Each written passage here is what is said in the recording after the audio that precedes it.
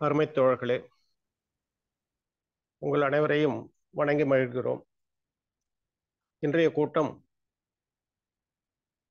மாமேதை கார்ல் மார்க்ஸினுடைய பிறந்த தினத்தை ஒட்டி இரண்டு அமைப்புகள், குறிப்பாக மார்க்சிய சிந்தனை மையமும் எம்ஏஎல்எஸ் பயிலரங்கமும் இணைந்து இந்த கூட்டத்தை ஏற்பாடு செய்திருக்கிறோம். இந்த கூட்டத்திற்கு சிறப்புரையாற்ற அருமை தோழர் டாக்டர் MS ஆனந்தகுமார் அவர்கள் வந்திருக்கிறார்கள். அவர் ஒரு சிறந்த மார்க்சியவாதி. அது மட்டுமல்ல, வரலாற்று ஆசிரியரும் கூட. அவர் எம்ஏஎல்எஸ் பயிலரங்கில் பல்வேறு தலைப்புகளிலே உரையாற்றியிருக்கிறார். சிறந்த முறையில் இங்கும் நிச்சயம் இந்த கருத்துக்களை நம்முடைய பகிர்ந்து கொள்வார். அவரை வருக வருக என்று வரவேற்கிறோம். பல்வேறு தோழர்கள் பல நாடுகளில் இருந்து வந்திருக்கிறார்கள். அவர்களையும் வருக வருக என்று வரவேற்கிறோம். மட்டுமல்ல, பல ஊர்களில் இருந்து வந்திருக்கக்கூடிய அத்துணை தோழர்களையும் வருக வருக என்று வரவேற்று இரண்டு அமைப்புகளின் சார்பாக இன்றைய நிகழ்ச்சியை சிறப்புடன் நடத்தி தர அருமை தோழர் MC குமரன் அவர்களை தலைமை தாங்கி நடத்தி தருமாறு தோழமுடன் கேட்டுக்கொள்கிறேன்.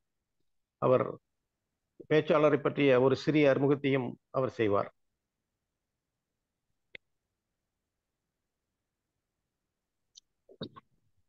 வணக்கம்.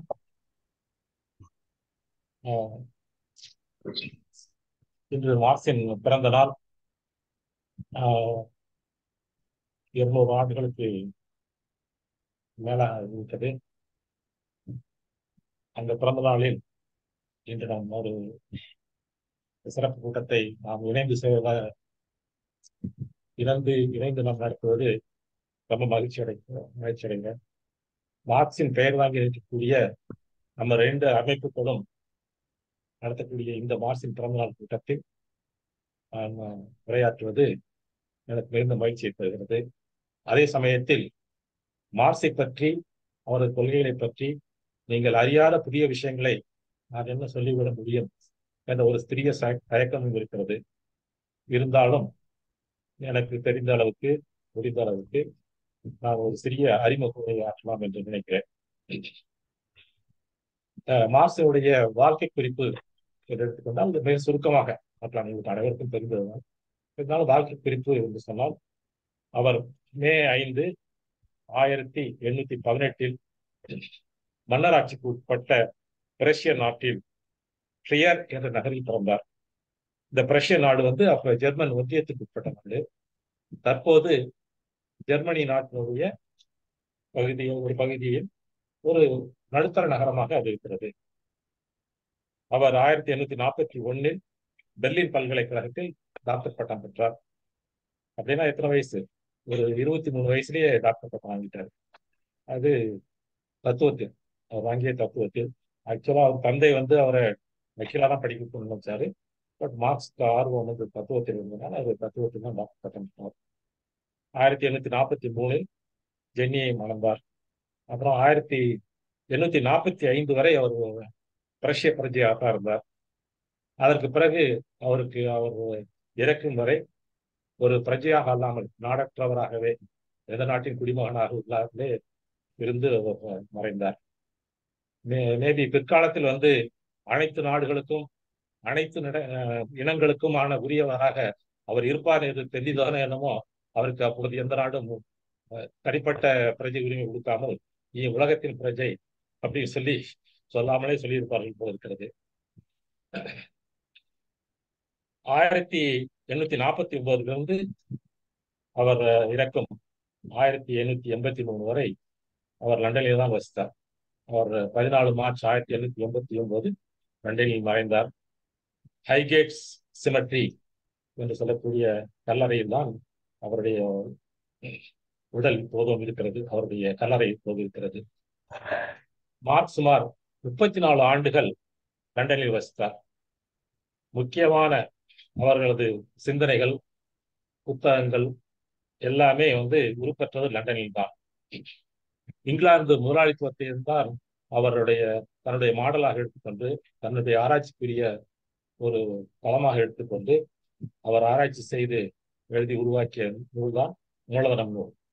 அதற்கு பின்னாடி வந்த நூல்கள் அவர் ஆராய்ச்சிகள் எல்லாமே வந்து அவர் எடுத்துக்கொண்டது இங்கிலாந்து முதலாளித்துவத்தின் வளர்ச்சி தான்.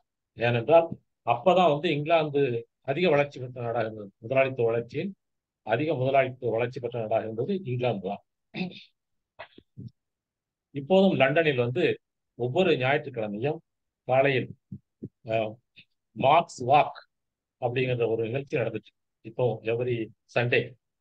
அது என்னன்னு சொன்னா மார்க்ஸுடைய அந்த வாழ்ந்த இடம், அவர் சில வீடுகள் வசித்தார், 2 3 வீடுகள் வசித்தார், அந்த இடங்கள், அவர் சென்ற லைப்ரரி, மற்ற அவர் வழக்கமாக செல்லக்கூடிய உணவகம், இந்த மாதிரியான பகுதிகளுக்கெல்லாம் நடந்தே கூட்டிக் கொண்டு சென்று அவர் அதை எக்ஸ்பிளைன் பண்ற டூர் தான் அந்த மார்க்ஸ் வாக் என்பது. சரி, மார்க்ஸை பத்தி நம்ம ரொம்ப அதிகமா விளக்கமா சொல்ல வேண்டியது என்ன, தோழர்கள் எல்லாத்துக்கும் தெரியும்.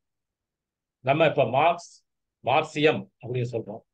அப்படின்னா என்ன மார்க்சியம் என்று எதை நாம் சொல்லுகிறோம், அதற்கு ஏன் அந்த பெயர் வந்தது, ஏன் அதற்கு அந்த பெயர் அவசியம் அப்படின்னு பார்த்தோம்னு சொன்னா, லுத்விக் ஃபியர்பாக்கும் மூளைச்சிறப்புள்ள ஜெர்மன் தத்துவ ஞானத்தின் முடிவும் அப்படிங்கிற நூல்ல வந்து ஏங்கல்ஸ் அதை ரொம்ப தெளிவா விளக்கியிருக்கார். அவர் என்ன சொல்றாருன்னா, அதாவது இந்த எந்த தத்துவத்தை நம்ம மார்க்சியம் சொல்றோம் அப்படிங்கிறதும், அதற்கு ஏன் மார்க்சியம் அப்படின்னு பேர் வைக்கிறதும் அப்படிங்கிறதையும் அவர் ரொம்ப தெளிவா சொல்லியிருக்கார். சொல்றது என்னன்னா, ஹெகலிய மரபு சிதறியதிலிருந்து இன்னும் ஒரு போக்கு வளர்ச்சி அடைந்தது. அந்த ஒரு போக்கு மட்டுமே உண்மையான பலன் தந்திருக்கிறது. இந்த போக்கு மார்க்சின் பெயரோடு இணைந்திருக்கிறது. அதாவது ஹெகலிய மரபு என்பது வந்து, அவர் ஹெகல் தான் வந்து நமக்கு இந்த இயக்கவியல் விதிகளை எல்லாம் சொல்லி சொன்னவர். ஆனா அந்த போக்குல என்னன்னா, அதுல ஒரு கருத்து முதல்வாத சிந்தனையும் தோன்றி, அது வந்து ஒரு நல்ல தத்துவமா இருந்தாலும் கூட அது சமுதாயத்துக்கு உபயோகம் இல்லாததான் இருந்துச்சு. அப்படி இருக்கப்ப அதோட நம்ம பொருள் முதல்வாத சிந்தனையும் இணைத்து அதை சமூகத்துக்கு அப்ளை பண்ணி அது மக்களுக்கு மெயினா பாட்டாளிகளுக்கு உபயோகமான தத்துவமா மாற்ற போக்கு வந்து அது மார்க்ஸுடைய காலத்துல தான் தொடங்கியது. அது மார்க்ஸோட பெயரோடு இணைந்திருக்கிறது அப்படின்னு சொல்றாரு. ஸோ மார்க்சியம் என்று நாம சொல்றது வந்து அவர் மார்க்ஸ் கண்டுபிடிச்சது மட்டுமல்ல, அந்த சிந்தனை போக்கு, அதுகாரம் இருந்து வந்த சிந்தனை போக்கு, அதனுடைய தொடர்ச்சி தான் மார்க்சியம். ஸோ இன்றைக்கு வரைக்கும் நம்ம என்ன சொல்றோம்னா, அந்த போக்கில் வந்து சிந்தித்து நாம் அடைந்திருக்கிற முடிவுகள் அனைத்துமே மார்க்சியம் தான். ஸோ அப்படியே சொல்லிட்டு அவர் ஒரு குறிப்பு சொல்றாரு, அது ரொம்ப முக்கியமானது.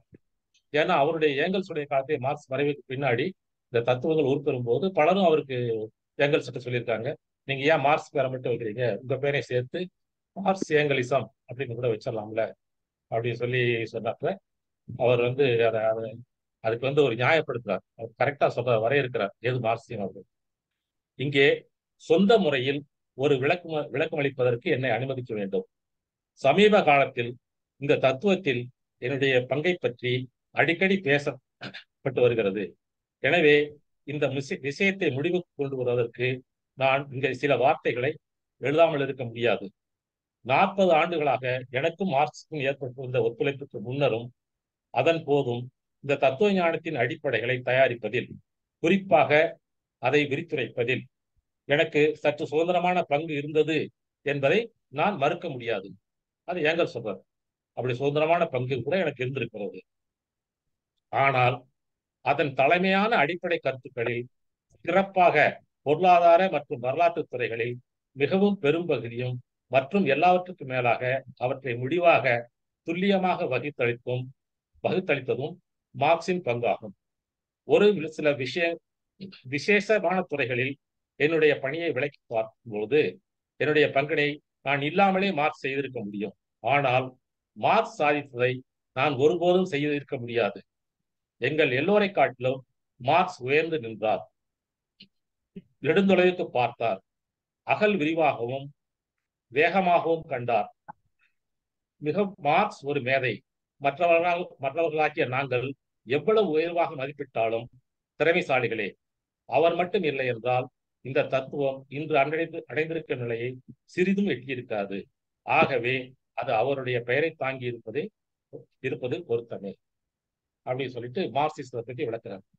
அப்படின்னு சொல்லும்போது ஏங்கல்ஸே வந்து அதை தன்னுடைய பெயரோட சேர்த்துக்கொள்ள விரும்பல. ஆனா இன்னைக்கு எத்தனையோ விஷயங்கள் வந்துருச்சு, நாங்களாம் மார்க்ஸ் ஓட்டி வந்தவங்க அப்படின்னு சொல்லிட்டு வந்துருச்சு. அதெல்லாம் நம்ம எப்படி பார்க்கணும், அதுக்கு என்ன வித்தியாசம், அவங்க சொல்றதெல்லாம் சரியா அல்லது திரிவா அப்படிங்கிறதெல்லாம் நம்ம வந்து அனலைஸ் பண்ணி தான் அதை ஏத்துக்கணும் வெளியே சும்மா சொல்றதெல்லாம் வந்து நம்ம ஏத்துக்க முடியாது. ஸோ மார்க்சிசம் அப்படின்னு சொல்றது வந்து மார்க்சிசம் மட்டுமல்ல, அதுக்கு முன்னாடி இருந்த ஒரு தத்துவ போக்கு அப்படின்னு சொல்லிட்டு அதுவும் சேர்ந்ததுதான். அப்புறம் ஏங்கல்ஸை மார்க்சியம் வந்து நம்ம தனியா பிரிச்சு பார்க்க முடியாது. ஏங்கல்ஸ் எழுதிய நூல்கள் அனைத்துமே அது மார்க்சியம் தான். அதுல அது மார்க்ஸ் சொன்னது பூராமே ஏங்கல்ஸுடைய கருத்துக்கள் தான். அப்படிதான் அவங்க வாழ்ந்தாங்க ஒழிய இல்ல அவங்க 2 பேருக்குள்ள எப்பவுமே ஒரு கருத்து வேறுபாடு இல்லை. ஸோ இப்ப கூட ஒரு சிலர் சொல்லும்போது குடும்பம் தனி சொத்து அரசா அது ஏங்கல்ஸ் எழுதிய நூலாச்சு, லுத்திக் பார்க்க அதுவும் ஏங்கல்ஸ் எழுதிய நூலாச்சு, அதுக்கு மார்க்சிஸ்ட் சபதம்ல அப்படி பேசுறாங்க. அப்படி கிடையாது. எல்லாமே அது மார்க்சிய நூல்கள் தான். மார்க்சிசத்தோடு அது மார்க்சிசத்துடைய ஒரு பார்ட் தான். அதை நம்ம புரிஞ்சுக்கணும். அவங்கள வந்து 2 பேர்த்தையும் பிரிவுபடுத்தி பார்த்து அவங்க அதுல வந்து வித்தியாசம் கண்டுபிடிக்கிறது நமது வேலை இல்லை. அது வேற ஆட்கள் செஞ்சுட்டு இருக்காங்க. அவங்க ஹாப்பியா செஞ்சுட்டு இருக்கோம். அவங்க வேணா அவங்க அதை டயத்தை வேஸ்ட் பண்ணிட்டு இருக்காங்க. நமக்கு ஒன்றும் பிரச்சனையே இல்லை. சோ அப்படி இருக்கிறப்ப நம்ம என்ன செய்ய வேண்டும், மார்க்சியத்தை எப்படி அணுக வேண்டும் அப்படின்னு பார்த்தோம்னா, எனக்கு தெரிஞ்ச சொல்றேன், ஒவ்வொருத்தருக்கும் ஒரு கருத்துக்கள் இருக்கும். அப்படித்தான் மார்க்சிசத்தை நான் வளர்க்க முடியும். பல பேரும் படித்து விவாதித்து அதை விளக்க முடியும். ஏன்னா இப்ப நம்ம தோழர்கள்லயே வந்து பல பேர் சலிப்படைகிறத கண்டிருக்கேன். எப்படின்னா, என்ன தோழர் நான் மார்க்சிசத்தை இப்படித்தான் புரிஞ்சுட்டு இருக்கேன், இதான சரி. ஆனா இங்க ஒரு தோழர் வந்து எனக்கு இப்படி சொல்றாரு, மாத்தி சொல்றாரு.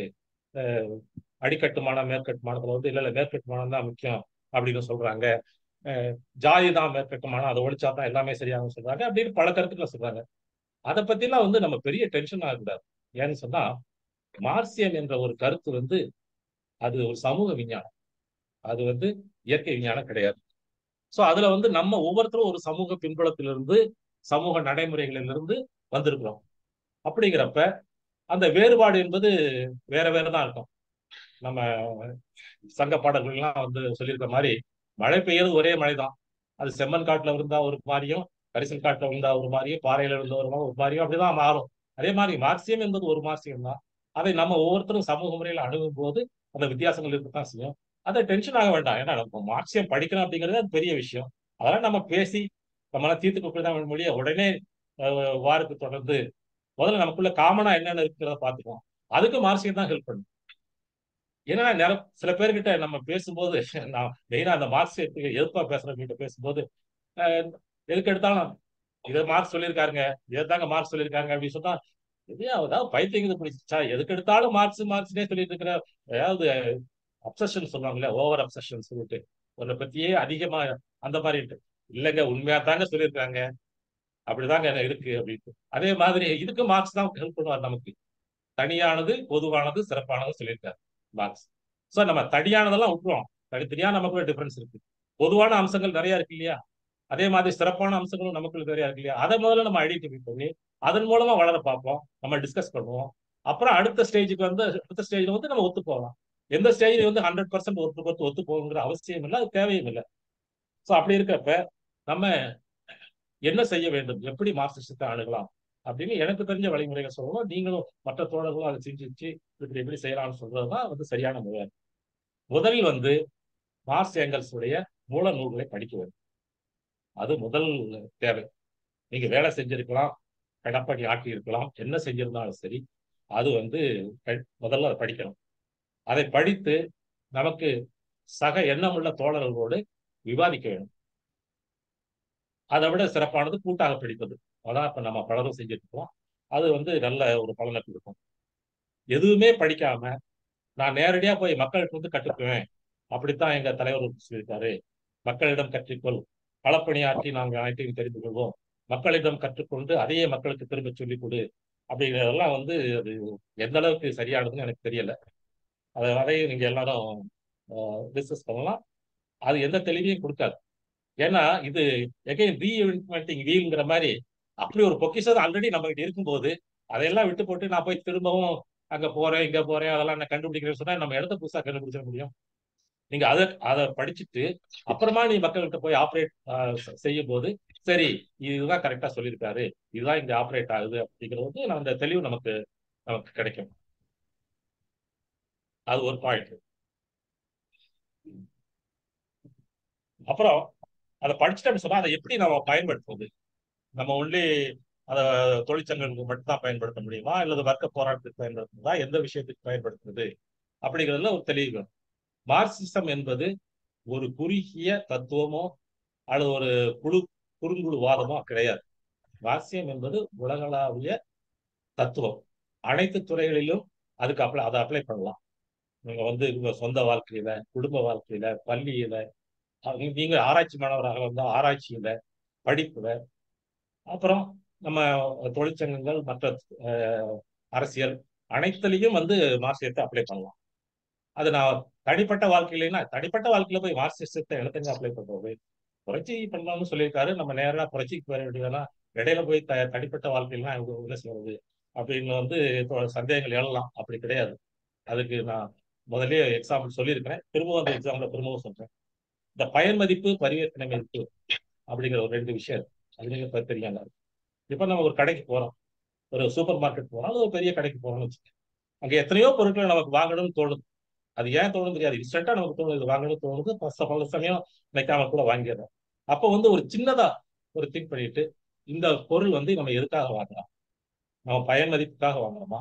அப்படின்னா இதனுடைய பயன் என்ன அப்படிங்கிறதோ, அல்லது இல்லைங்க இது பரிமாற்ற மதிப்புக்காக வாங்குறோம், இதை வாங்கி இதை வித்தோம்னா அது லாபம் கிடைக்கும் அப்படின்னு சொல்லியோ வாங்கிட்டா அது ஓகே. அப்படி இல்லாமல் சும்மா வாங்குறதுன்னா கொஞ்சம் சைக்கலாஜிக்கல் ப்ராப்ளம் இருக்கும். இந்த அந்த மாதிரி ஒரு ஒரு ப்ராப்ளம் இருக்கு. ஆத்தர்லாம் வாங்கணுங்கிற ஒரு ப்ராப்ளம். இல்லாட்டி மார்க்ஸ் அவருடைய காலத்துக்கு 2 மதிப்பு சொல்லிட்டாரு. இப்ப நம்ம இந்தியாவில் அதை எக்ஸ்பெஷலி தமிழ்நாட்டை பார்த்துருந்தாருன்னா இன்னொரு மதிப்பையும் சேர்த்திருப்பாரு. அந்த மதிப்புக்கு பேர் பந்தா பந்தா மதிப்பு.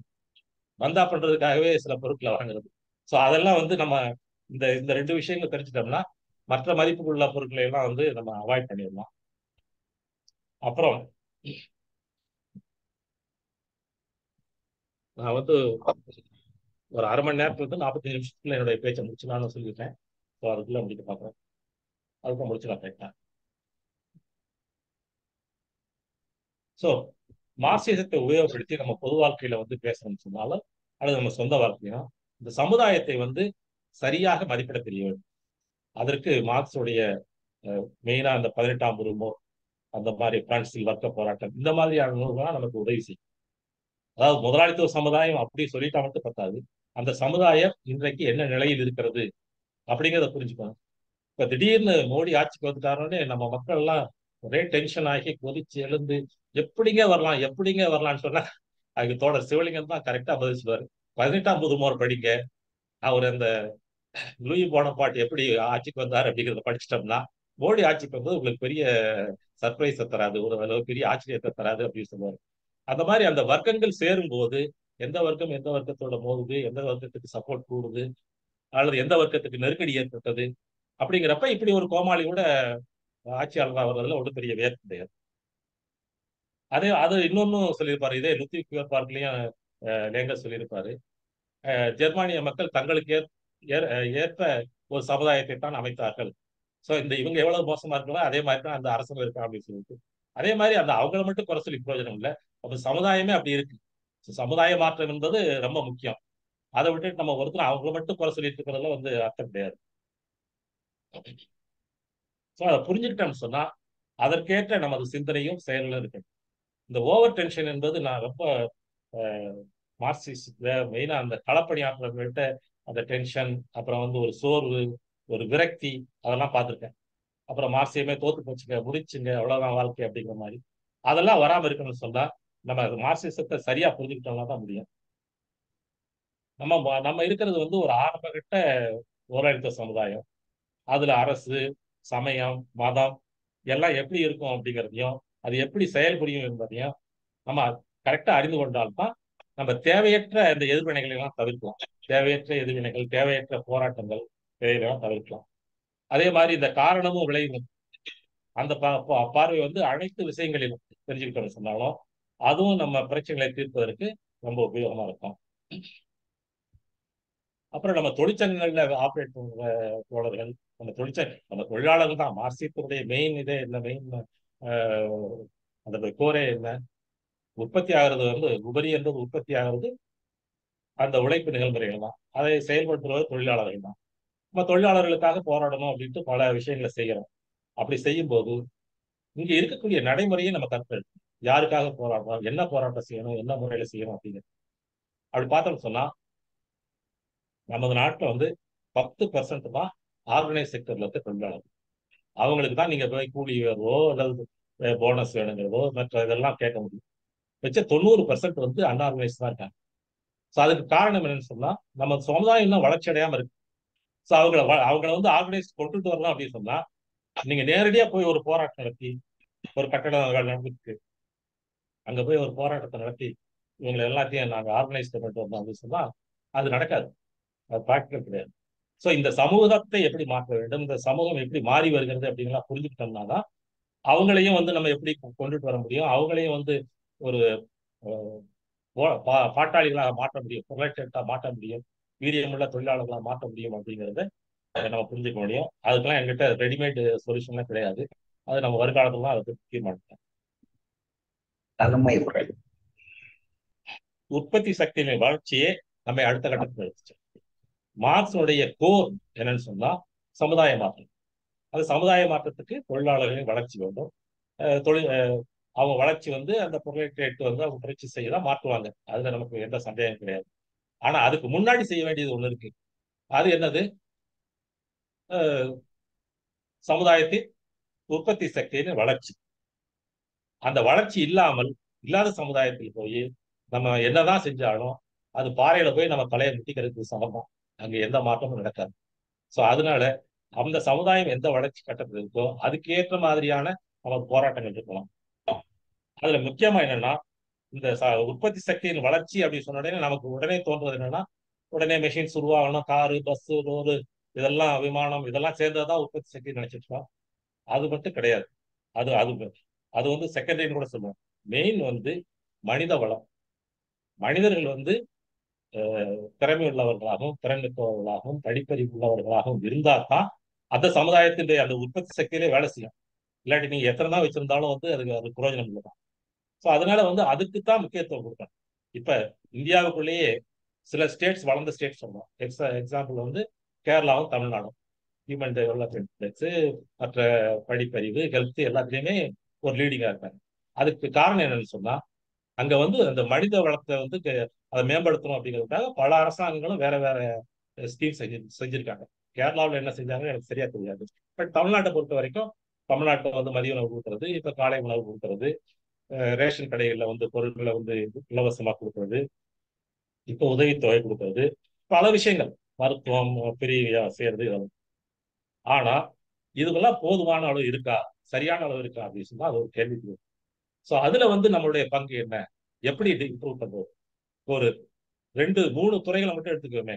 ஒண்ணு கல்வி, கல்வி நிலையங்கள் எப்படி வேலை செய்யுது. அப்புறம் மருத்துவம், அது எப்படி இருக்கு. நீங்க ஒரு ஜிஹெச்சுக்கு போயிட்டீங்கன்னா அதுல நீங்க அடுத்த தடவை வைத்தியம் பார்க்க போவீங்களா அப்படிங்கிறது எனக்கு சந்தேகம் தான். ஏன்னா நான் ரீசெண்டா போயிருக்கேன் ஒரு 10 நாளுக்கு முன்னாடி. எனக்கு ஒரு சின்ன காயம் ஏற்படும் ஆக்சிடென்ட்ல. சரி நம்ம ஜிஹெச்ல போய் ட்ரீட்மெண்ட் பண்ணலாம் அப்படின்ட்டு போனா அங்க இருக்கிற நிலைமைகளும் இதை பார்த்துட்டு என்னால் அங்க இருக்க முடியல. ஏன்னா யாரையும் கவனிக்கல, யாரும் கவனிக்கிறதுக்கு ஆள் இல்லை. ஸோ அதனால இப்போ தனியாருக்கு தான் போக வேண்டியது. ஸோ இந்த மாதிரி நிலைமைகளெல்லாம் வந்து எப்படி சரி பண்றது, அதை எப்படி இம்ப்ரூவ் பண்றது அப்படிங்கிறத வந்து நம்ம எடுத்தோம்னா, ஏன்னா ஒவ்வொரு சிறிய விஷயங்கள்ல இருந்தும் தான் அந்த உற்பத்தி சக்தியின் வளர்ச்சி என்பது தொடங்கும். இது சிறிய விஷயம் கிடையாது, ஹெல்த்துங்கிறது சிறிய விஷயம் கிடையாது. அதே மாதிரி கல்விச்சாலைகள் இன்னைக்கு வந்து பக்காவா அரசாங்கம் வந்து கல்வி கூடங்கள் கட்டி அவங்களுக்குலாம் ஆசிரியர்கள்லாம் சில ஆசிரியருக்கு ஆரம்ப பள்ளி ஆசிரியர்களே ₹1,00,000 சம்பளம் வாங்குறவங்களாம் இருக்காங்க. ஸோ அப்படி இருக்கிறப்ப அந்த அங்க தரமான கல்வி அளிக்கப்படுகிறதா, அல்ல அங்க இருக்க மாணவர்கள் வந்து மற்ற காம்படிட்டிவ் எக்ஸாம்ல எல்லாம் போறாங்க அப்படின்னா அதெல்லாம் கேள்வி. அதெல்லாம் எப்படி இம்ப்ரூவ் பண்றது அப்படிங்க. அப்புறம் இன்னொன்று வந்து உணவுல வந்து இந்த தோழர் ஜோதி பிரகாசம் கேள்விப்பட்டலாம் எனக்கு இல்லை. ஜோதி பிரகாசம் ஒரு மறைந்த தோழர். அவருடைய மனைவி கிட்ட நான் பேச வேண்டிய ஒரு மறைவு பின்னாடி கேட்க போகிறப்ப அவங்க வந்து ஒரு என்ஜிஓல வேலை பார்த்துருக்காங்க. அவங்க தான் சொன்னாங்க தமிழ்நாட்டை பொறுத்த வரைக்கும் ரேஷன் கார்டு இருக்கிற வீடுகள்ல வந்து நம்ம அவங்க வறுமை இருக்குன்னு சொல்ல முடியாது. ஆனா சில பேர் வந்து சில காரணங்களுக்காக, என்ன காரணம்னு சரியா தெரியல, ஆனா காரணங்களுக்காக ரேஷன் கார்டு வாங்காம இருக்காங்க. அப்படி இருக்கவங்களை வந்து அங்க வந்து கொஞ்சம் வறுமை என்பது இருக்குது. கொஞ்சம் வறுமையில் அவங்க ரொம்ப வறுமை பிரச்சனையா தான் இருக்காங்க. ஸோ அங்கெல்லாம் வந்து நம்ம ஹெல்ப் பண்ணி அவங்க ரேஷன் கார்டு வாங்குறதுக்கும் அங்க இருக்க ஸ்கீம்ஸை எக்ஸ்பிளைன் பண்றதுக்கும் பண்ணோம்னா ரொம்ப நல்லா இருக்கும் அப்படின்னு சொல்லி சொன்னாங்க. அந்த இந்த மாதிரியான அந்த கவர்மெண்ட் ஸ்கீம்ஸை வந்து எடுத்து சொல்றதே வந்து ஒரு ஒரு பெரிய உதவியா இருக்கும் ஏழை மக்களுக்கும் அவங்களை அப்ளை பண்றது. ஏன்னா இந்த மாசம் 1000 ரூபாய் கொடுக்கறது கூட நிறைய பேருக்கு தெரியாம இருந்துச்சு. நானே ஒரு 2-3 பேருக்கு சொல்லி அந்த பெண்கள்கிட்ட சொன்ன பின்னாடி அவங்க அப்ளை பண்ணி அதை வாங்கியிருக்காங்க. அந்த மாதிரி தெரியாம இருக்கிறதுனால நம்ம அதை தெரிவிக்கிறதுக்கும் அதை அதெல்லாம் பண்ணும்போது ஆட்டோமேட்டிக்கா மனித வளம் மேம்படும். மனித வளம் மேம்பட்டா சமுதாயத்தின் அடுத்த கட்ட வளர்ச்சி வரும். அதுதான் நம்ம மாற்றத்துக்கு இட்டு சென்று சோசலிஸ்ட் சமுதாயத்தை அமைக்கிறதுக்கான ஒரு ஏதுவா இருக்கு. மார்க்ஸ் 20ஆம் நூற்றாண்டின் இறுதியில பிபிசி ஒரு சர்வே எடுத்திருக்காங்க. அது உலகத்தின் இந்த 1000 ஆண்டுகள், கடந்த 1000 ஆண்டுகள் 2வது மில்லியனத்தினுடைய தலை சிறந்த சிந்தனையாளர் யார் அப்படிங்கறத எடுத்ததுல ஃபர்ஸ்ட் மார்க்ஸ் தான், கார்ல் மார்க்ஸ் தான் இருக்காரு. அதுக்கு அடுத்து தான் ஐன்ஸ்டீன் வரும். அதுக்கு அடுத்து மற்றவங்க எல்லாம் வராங்க, நியூட்டன், மற்ற விஞ்ஞானிகள். இவன் விஞ்ஞானிகளே சேர்த்து தான் இந்த ஆய்வு எடுத்திருக்காங்க. டார்வின் அவங்களாம் அதுக்கு பின்னாடி தான் வராங்க. ஸோ அப்படி ஒரு உலகின் தலை சிறந்த சிந்தனையாளர்னு சொல்லி ஒரு பெரிய முதலாளித்துவ நாடே ஒரு சர்வே எடுத்து கொடுத்த பின்னாடி இனிமே போய் நம்ம திரும்ப திரும்ப மார்க்ஸ் பெரிய சிந்தனையாளர் சொல்லி இருக்க வேண்டிய அவசியம் இல்லை. அது திரும்ப திரும்ப சொல்லிட்டு இருக்கிறது தான். அது தேவை இல்லாத. அப்புறம் இப்படி மார்க்ஸை நம்ம போற்றிக்கு அவருக்கு மாலை அணிவித்து இதெல்லாம் செஞ்சோம்னு சொன்னா அதனால மார்க்ஸுடைய ஆத்மா சாந்தி அடையும், அவர் சந்தோஷப்படும் அப்படிங்கிறத மார்க்ஸும் நம்ப இருக்க மாட்டாரு, நம்மளும் நம்பணும். ஸோ அந்த வேலையெல்லாம் நமக்கு தேவையற்றது. ஸோ அதனால அதுக்கு பதிலாக நம்ம என்ன செய்யலாம்னா அவரிடமிருந்து கற்றுக்கொள்வதற்கு ஏராளமான விஷயங்கள் இருக்கு. மார்க்சிசத்தையும் மார்க்ஸுடைய டைரக்டா எழுதிய நூல்கள் மார்க்ஸ் அதனுடைய போக்கில் பலரும் செய்த ஆராய்ச்சிகள் இருந்தோம். அந்த நூல்கள் நம்ம கற்றுக்கொள்வதற்கு ஏறப்பட்ட விஷயங்கள் இருக்குது. அந்த விஷயங்களை நாம் நிறைய கற்றுக்கொள்ள வேண்டும். எனவே மார்க்சியம் கற்போம், அதை மார்க்சிடமே கற்போம் என்று சொல்லி எனது அறிமுறையை முடித்துக் கொள்கிறேன். அடுத்தபடியாக டாக்டர் ஆனந்த்குமார் அவர் தான் இன்றைக்கு சிறப்புரையாற்ற இருக்கிறார். அந்த தோழர்களிடம் எனக்கு நேரடி பரிச்சயம் கிடையாது. ஆனால் இருந்தாலும் ராமலிங்கம் அவர்கள் அவரை பற்றி எனக்கு சிறப்பாக சொல்லியிருக்கிறார். அவர் வரலாற்றில் ரொம்பவும் அனுபவம் உள்ளவர். பல உரைகளையும் ஆற்றியிருக்கிறார் இந்த விஷயத்தில். அதை பற்றி நூல் எதுவும் எழுதியிருக்கிறாரா என்பது எனக்கு தெரியாது, எழுதியிருக்கலாம். அவர் ஹோமியோபதியில் ஒரு தலை சிறந்த மருத்துவர். அவருடைய தனிப்பட்ட முறையில் சில மெத்தட்ஸை டெவலப் பண்ணி இந்த ஹோமியோபதி ட்ரீட்மெண்ட்டை எப்படி இம்ப்ரூவ் பண்றது அப்படிங்கிறதெல்லாம் சிறப்பாக செயல்படுத்தார் அப்படிங்கிறத கேள்விப்பட்டிருக்கிறேன். இன்றைக்கு அவர் சிறப்புரையாற்ற இருக்கிறார். ஸோ தோழரை வரவேற்று சிறப்புரையாற்றும்படி கேட்டுக்கொள்கிறேன். அதற்கு முன்பாகவே அவர் தன்னை பற்றி இன்னும் கொஞ்சம் அறிமுகப்படுத்திக் கொண்டால் நல்லா இருக்கும்னு நினைக்கிறேன். ஏன்னா உங்களுக்கு எல்லாத்துக்கும் பல விஷயங்கள் தெரியாம இருக்கு. ஸோ தோழர் அவர்களே ஒரு சிறப்புரை. சரி தோழர். ஏன்னா நம்ம தோழர் ராமலிங்கம், தோழர் லாயர் இருக்காரு இல்லைங்களா, அவரு எல்லாம் நமக்கு ரொம்ப பழக்கம். ப்ரொஃபசர் சலபதி, ரவிச்சந்திரன் எல்லாம் நிறைய பழக்கம். அதுக்கு முன்னால் நான் உங்களுக்கு அப்போ கூட்டத்திற்கு வந்திருக்கும் அனைத்து தோழர்களுக்கும் என்னுடைய வணக்கத்தை தெரிவித்துக் கொள்கிறேன். குறிப்பாக தோழர் MC குமார் அவர்கள் தலைமை தாங்கிறவர் ரொம்ப சிறப்பா பேசுனீங்க. உண்மையிலேயே மார்க்சியத்தை பத்தி நான் சொல்ல வேண்டிய பாதியை நீங்களே சொல்லிட்டீங்க. அதனால எனக்கு வேலை பளு குறைஞ்சிருக்கு. நான் வேற சில விஷயங்களை நாம் தொடர்றதுக்கு நல்ல வாய்ப்பு நீங்க கொடுத்துருக்கீங்க. ரொம்ப நன்றி. அதே மாதிரி தலைவர் ராஜேந்திரன் தோழர் அவர்கள் சிறப்புரையாற்றிருக்க, அவருக்கும் என்னுடைய வணக்கத்தை தெரிவித்துக் கொள்கிறேன். அன்பார்ந்த தோழர்களே, என்னை பத்தி ஒரு அறிமுகம் கேட்டிருந்தாங்க. நாம சென்னையிலே பிறந்து சென்னையிலே வளர்ந்தவன். கல்லூரி படிப்பு எல்லாமே சென்னையில தான் இருந்தது. நான் டாக்டர் MBBS படிக்கணும்னு ஆசைப்பட்டு தான் நாங்க படிக்கும் போதுல PUC எல்லாருமே நம்ம 60 வயசுக்கு மேற்பட்டவங்க தான் இருப்போம். எனக்கு 64 வயசு. அப்போ PUC படிக்கும்போது MBBS படிக்கும்போது படிக்கணும்னு ஆசைகள் தான் போனோம். ஆனா ஸ்கூல் படிக்கும் போதே என்ன சஸ்பெண்ட் பண்ணிட்டாங்க. PUC போனப்போ டெர்மினேட் பண்ணிட்டாங்க. இதுதான் என்னோட உண்மையான இது. என்னன்னா எல்லா இடத்துலையும் எடுத்தோன்னு போராட்டங்கள்ல முன்னால் இருப்பேன் சின்ன வயசுலயே. அந்த மாதிரி இருந்ததுனால அது ஆயிப்போச்சு. அதுக்கப்புறம் எங்க அப்பா ஒரு சுதந்திர போராட்ட தியாகி. அவருடைய கோட்டாலே நான் அசோக் லைலண்ட் தொழிற்சாலையில வேலைக்கு வச்சாங்க. தொழிற்சாலையில வேலை செய்து 5 வருஷம் வேலை செய்தேன். அதுக்கப்புறம் ஹோமியோபதி டிப்ளமா ஜாயின் பண்ணிட்டேன். Diploma homeopathy, MD acupuncture, BSc psychology, MBA mass communication, இந்த மாதிரி நிறைய தொடர்ந்து 55 வயசுக்கும் படிச்சுட்டு இருந்தேன். இதுல எனக்கு என்னன்னா ரொம்ப சின்ன வயசுல பக்தி அதிகமா இருந்தது. ராமகிருஷ்ணா ஸ்கூல்ல படிச்சதுனால அந்த பக்தி மார்க்கத்துல போனதுனால கடவுளை தேடி ரொம்ப உள்ள போனேன். அப்படி கடவுளை தேடி போகும்போதுதான் நிறைய விஷயங்களை நான் கத்துக்கிட்டேன். அதாவது ராமாயணம், மகாபாரதம், பகவத்கீதை, குரான், பைபிள் எல்லாம் படிச்சோம். காசியில குளிச்சோம், ராமேஸ்வரத்துல குளிச்சோம் 28 வயசுக்குள்ளேயே. அப்புறம் செயின்ட் ஜேவியர் சர்ச் கோவாக்கு போனோம், நாகூர் தர்காவுக்கு போனோம். எல்லா இடத்தையும் பேசி எல்லாம் வரும்போது நமக்கு ஒரு உண்மை தெரிஞ்சு போச்சு. எல்லாமே பொய், இது எதுவுமே உண்மை இல்லை. அப்போ உண்மை அப்பதான் நான் நாத்திகனா மாறுறேன். மாறிட்டு அதே சமயத்துல நான் ஆராய்ச்சி பண்ற காலத்திலேயே எம்எல் பார்ட்டிஸோட தொடர்பு வருது. அசோக் லைலாண்ட் உள்ளே ரேடிக்கல் யூத் லீக்னு சொல்லக்கூடிய ROL அமைப்புல தொடர்பு வந்து அதுல வந்து பல வருஷ காலம் நான் செயல்பட்டிருக்கேன். அந்த மாதிரி வரும்போது நிறைய விஷயங்கள், ஹோமியோபதி ப்ராக்டிஸ் பண்ணோம், அப்புறம் அக்குபஞ்சர் ப்ராக்டிஸ் பண்ணோம், மக்கள் மத்தியில நிறைய கேம்ப் எல்லாம் நடத்தணும். மிக குறைந்த விலையில நான் இன்னைக்கும் மருத்துவம் பார்த்துட்டு இருக்கேன். அதே போல அந்த சைக்காலஜி, உளவியல் நோய் பிரச்சனைகள்லாம் நான் ஆராய்ச்சி செய்யும் போது இந்த மனநோய்கள் எப்படி வருது, இது பேய் என்ன பிசாசு என்ன அதெல்லாம் கிடையாதுன்னு தெரிஞ்சிடுச்சு. அந்த மனநோய்களை குணப்படுத்தணும் போது ஹிப்னாட்டிசம் கத்துக்க போனேன். சம்பத்குமார் ஆச்சாரியான்னு ஒரு ப்ரொஃபஸர் கிட்ட போய் கத்துட்டு ஹிப்னாட்டிசம் கத்துட்டு நிறைய மனநோய்களை நான் ஹிப்னாட்டிஸ் பண்ணி குணப்படுத்தியிருக்கேன். அதே போல நான் சின்ன வயசுல போய் ஹிப்னாட்டிசம் பண்றதுனால தோழர்கள் நிறைய பேஷனுக்கு ஒத்துழைப்பு கொடுக்க மாட்டாங்க. ஏன்னா சின்ன பையன் ஒருத்தன் வரான், 26, 27, 28 வயசு பையன் வரான், இவனுக்கு என்ன ஒத்துழைப்பு கொடுக்குதுன்னு அவங்க நிறைய ஹிப்னாட்டிசம்னாக்கா ஏதோ தாடி வச்சுட்டு வழுக்க மண்டை வச்சுட்டு கண்ணாடி போட்டுன்னு வருவாங்க அப்படின்னு நினைச்சிட்டு இருந்ததுனால, அதுல நான் சொல்றது ஒரு 30-35 வருஷம் முன்னால. அப்ப நான் மேஜிக் கத்துக்க சொன்னாரு என் ப்ரொஃபசர்.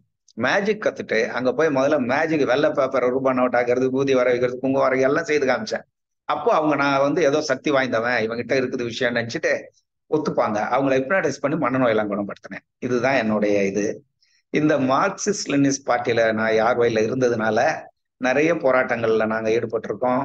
கைது செய்யப்பட்டு சிறையிலையும் இருந்திருக்கோம், வெளியே வந்திருக்கோம். எங்களை அப்போ வந்து வெளியே கூப்பிட்டு வர்றவர் வந்து எப்பவுமே சங்கர சுப்பு, லாயர் சங்கர சுப்பு, பைசா வாங்க மாட்டாரு. அவர் எங்களை எல்லாம் காப்பாத்தி வெளியே கூப்பிட்டு வருவாரு. இந்த மாதிரி வாழ்க்கையில ஏதோ வந்திருந்தோம். இன்னைக்கு வந்து எல்லா எம்எல் பார்ட்டிகள்ஸுமே குழுவா சிதறி போயிருக்குது. இது யதார்த்தமான உண்மை. அப்போ நாங்க என்ன செய்யறோம்னாக்கா எல்லா குழுக்களோட நம்ம தொடர்புல இருக்கிறோம், அவங்களுக்கு வேண்டிய உதவிகளை செய்யறோம், எங்க போய் லெக்சர் குடும்பம் கொடுக்குறோம், எங்க போய் மருத்துவம் பண்ணி குடும்பம் கொடுக்குறோம், எங்க மூட நம்பிக்கை ஒழிப்புக்காக மேஜிக் ஹிப்னாட்டிசம் செய்யறோமோ அதையும் செய்ய. இந்த மாதிரி பல வேலைகள் நான் செய்துட்டு இருக்கிறேன். நான் வந்து இப்போ ஒரு 4 புத்தகம் எழுதுறதுக்கு ரெடி பண்ணியிருக்கேனே தவிர இன்னைக்கு வரையும் ஒரு புத்தகம் நான் எழுதல. நிறைய லெக்சர் கொடுத்துருவோம், ஹோமியோபதி கிளாஸ் எல்லாம் எடுத்திருக்கேன், நிறைய ஸ்டூடெண்ட்களை உருவாக்கி இருக்கிறேன். அந்த மாதிரி போயிட்டு இருக்கு. ஆக தோழர்கள், புத்தகம் நான் அந்த புத்தகத்தை எழுதுனாக்கா முதல்ல அரெஸ்ட் பண்ணி உள்ள வச்சிருவாங்க. அதுக்கெல்லாம் பலத்தை தேடிட்டு தான் அந்த 4 புத்தகத்தையும் வெளியிடணும். அதற்கான பலத்தை சேர்த்த பிறகுதான் அதை செய்யணும், இல்லைன்னா அட்ரஸே எல்லாம் போயிடுவேன் நான். ஆகவே தோழர்களே, இதுதான் என்னோட சுருக்கமான குறிப்பு. இப்ப நாம வந்து கொடுக்கப்பட்ட தலைப்பு இன்றைய தேவை மார்க்சியம். இன்றைய தேவை மார்க்சியம். மார்க்சியம் ஏன் இன்னைக்கு தேவை? ஏன் தேவை அப்படின்னா, மார்க்சியம் என்பது ஒரு அறிவியல், அது பாட்டாளி வர்க்க தத்துவம். கார்ல் மார்க்ஸ் ரொம்ப தெளிவா அனைத்து துறைகள்லயும், நம்ம தோழர் MC குமார் சொன்ன மாதிரி அனைத்து துறைகள்லயும் அவர் விளக்கி எல்லாத்தையும் கையில நம்ம கொடுத்துட்டு போயிட்டாரு. அந்த மார்க்சியம் என்ற அறிவியலையே அந்த ஆயுதத்தை வைத்து இந்த சமூகத்தை நம்ம மாற்றி அமைக்க வேண்டிய அவசியம் இன்னைக்கு இருக்குது. ஏன் அந்த அவசியம் இருக்கு அப்படின்னோம்னா, நம்ம தலைமுறை சுட்டி காட்டினார் பாருங்க. அதாவது இன்றைய அரசுகள் எல்லாமே, உலகம் முழுவதுமே இன்றைய அரசுகள்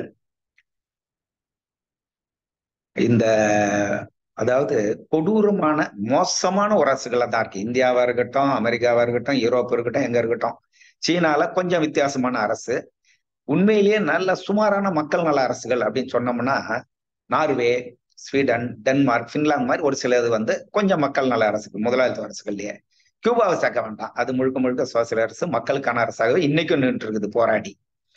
அப்ப நம்ம இந்தியாவும் மற்ற ஐரோப்பிய நாடுகள், அமெரிக்கா மாதிரி ஏராளமான நாடுகள்ல பார்த்தோம்னா அரசு வந்து மோசமான அரசுகள், மக்கள் நலனுக்கு எதிரான அரசுகள், கார்பரேட்டினுடைய கைக்கூலி அரசுகள்னு சொல்லலாம்.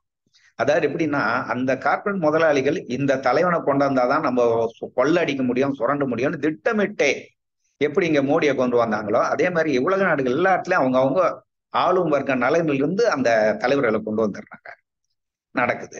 அப்போ நம்ம வந்து இந்த முதலாளித்துவ அரசியலை எதிர்க்கக்கூடிய அழிக்கக்கூடிய ஒரு தத்துவம் சொன்னா மார்க்சியம் அறிவியல். சரி, ஏன் இந்த அரசுகளை தூக்கி எறியணும்னா, இன்றைக்கு மக்கள் வாழ முடியவில்லை, விவசாயிகள்லாம் தற்கொலை செய்த நிலைமையில இருக்காங்க. முதலாளிகள் இப்ப முதலாளித்துவம் எப்படி இருக்குன்னா, முன்னெல்லாம் ஒரு 30 வருஷம் முன்னால கூட கொஞ்சம் தொழிலாளர் நல சட்டங்கள், விவசாய நல சட்டங்கள்லாம் கொஞ்சம் இருந்தது. அவ்வளவு ஈஸியா அரசு நேரடியா பிடிங்கிட முடியாது, எடுக்க முடியாது. இன்னைக்கு அப்படி இல்ல. மோசமான பாசிச அரசுகளா தான் இருக்குது. முதலாளிகள் கூட எப்படி இருக்காங்கன்னா, இப்பெல்லாம் தொழிலாளர் நல சட்டங்கள்லாம் செல்லுபடி ஆகாது. ஸ்பெஷல் எக்கனாமிக் ஜோன் வச்சிருக்கான், அது வேற. அது இல்லாமலேயே எல்லா பகுதியிலையும் பாத்தீங்கன்னாக்கா, அவங்க இன்னைக்கு சொல்ற ஆளும் வர்க்கத்தினுடைய ஸ்லோகன் என்னன்னா, ஹயர் அண்ட் ஃபயர். அவ்வளவுதான், பேசக்கூடாது. அவனுக்கு தேவைப்பட்ட எடுப்பான், தேவையான தூக்கி அடிப்பான். அவனே அரசே கான்ட்ராக்ட் தொழிலாளிகளை வைக்கும் போது தனியார் எப்படி வைக்காம இருப்பான்? அந்த மாதிரி யாருக்குமே உத்தரவாதம் இல்லாத ஒரு வாழ்க்கை, ஒரு வேலை. பணம் இருக்கிறவனுக்கு தான் கல்வி கிடைக்கும், நல்ல கல்வி. இல்லாட்டி மற்றவங்களுக்கு கிடைக்காது. பணம் இருக்கிறவங்க தான் நல்ல மருத்துவ வசதி கிடைக்கும், இல்லாட்டி சாதாரண மருத்துவம் கூட அவ்வளவு இதாக கிடைக்காது. இந்த மாதிரியான மோசமான, அதுவும் பெண்களுடைய நசுக்கப்படுகிறது, பெண்கள் உரிமையெல்லாம் ரொம்ப மோசமாயிட்டே போயிட்டு இருக்கு. பெண்களுக்கும் ஆண்களுக்கும் யாருக்குமே பாதுகாப்பு இல்லாத ஒரு நிலைமை தான் குறிப்பா இந்தியா மாதிரி நாடுகள்ல இருக்குது. அப்போ இந்த மாதிரி கொடுமையான அரசுகளை, நாசகர முதலாளித்துவ அரசுகளை தூக்கி எறிய வேண்டிய கட்டாயம் நமக்கு இருக்கு. அப்போ அதுக்கு சரியான ஒரு மாற்று அரசியல் அப்படின்னு சொன்னோம்னா மார்க்சியம் தான். சரி, மார்க்சியத்தை அறிவியல்னு சொல்றோம். அது எப்படி அறிவியல், ஏன் அறிவியல்? நமக்கெல்லாம் புரிஞ்சிருந்தா கூட பொதுவா நாம மீண்டும் மறுவாசிப்பு செய்து விலக்கி கொண்டு நம்ம புதிய உத்துவ செல்ல வேண்டிய ஒரு கட்டாயத்துல நம்ம இருக்கிறோம். அந்த மார்க்சியம் அறிவியல் அப்படின்னு சொல்லும் போது அத லெனின் ரொம்ப தெளிவா அருமையா சொல்றாரு.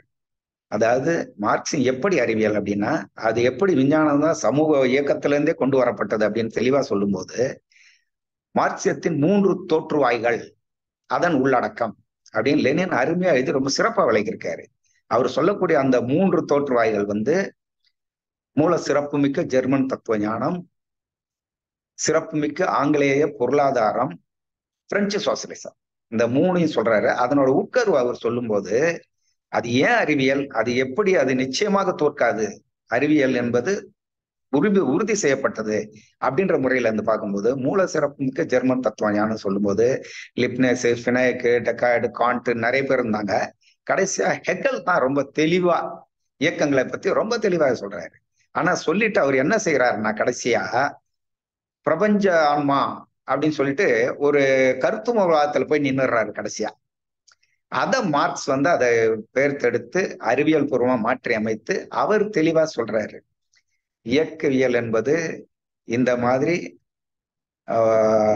படிப்படிப்படியாக ஒண்ணுல இருந்து ஒண்ணு எப்படி எல்லாம் மாறி இருக்குது, இயக்கங்களை பற்றி எல்லாம் சொல்லுது அப்படின்னு சொல்லும்போது, அது இயந்திரவியல் மாற்றமா இருக்கட்டும், அதாவது ரசாயன மாற்றமா இருக்கட்டும், சமூக உயிரியல் மாற்றமா இருக்கட்டும், சமூக மாற்றமா இருக்கட்டும், எல்லா இயக்கங்களை பத்தியும் தெளிவாக அந்த மார்க்ஸ் அதை அறிவியல் பூர்வமா எடுத்து வைக்கிறாரு. என்ன அப்படின்னா, அந்த இயக்கங்கள் எல்லாமே இயங்கிட்டு இருக்குது, எல்லாமே இயக்கமா இருக்குது.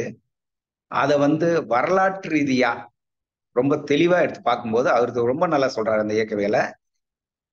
பழங்குடி சமூகம், அதற்கு அடுத்து பார்த்தோம்னாக்கா அடிமை சமூகம், அதற்கு அடுத்து நிலப்பிரபுத்துவ சமூகம், அதற்கப்புறம் பாத்தீங்கன்னாக்கா முதலாளித்துவ சமூகம், அப்புறம் சோசியலிச சமூகத்துக்கு. இப்படி அந்த இயக்கவியலை அனைத்து துறைகளிலும், அதாவது அது அரசியல் துறையா இருக்கட்டும், பொருளாதாரமா இருக்கட்டும், கலாச்சாரமா இருக்கட்டும், எல்லாத்துலயும் இயக்கங்கள் இருக்குது. எப்படி இயங்கி எப்படி போயிட்டு இருக்குன்னு சொல்லும் போது இந்த இதை அறிவியல் பூர்வமா மார்க்ஸ் மாற்றி அமைச்சு சொல்றாரு.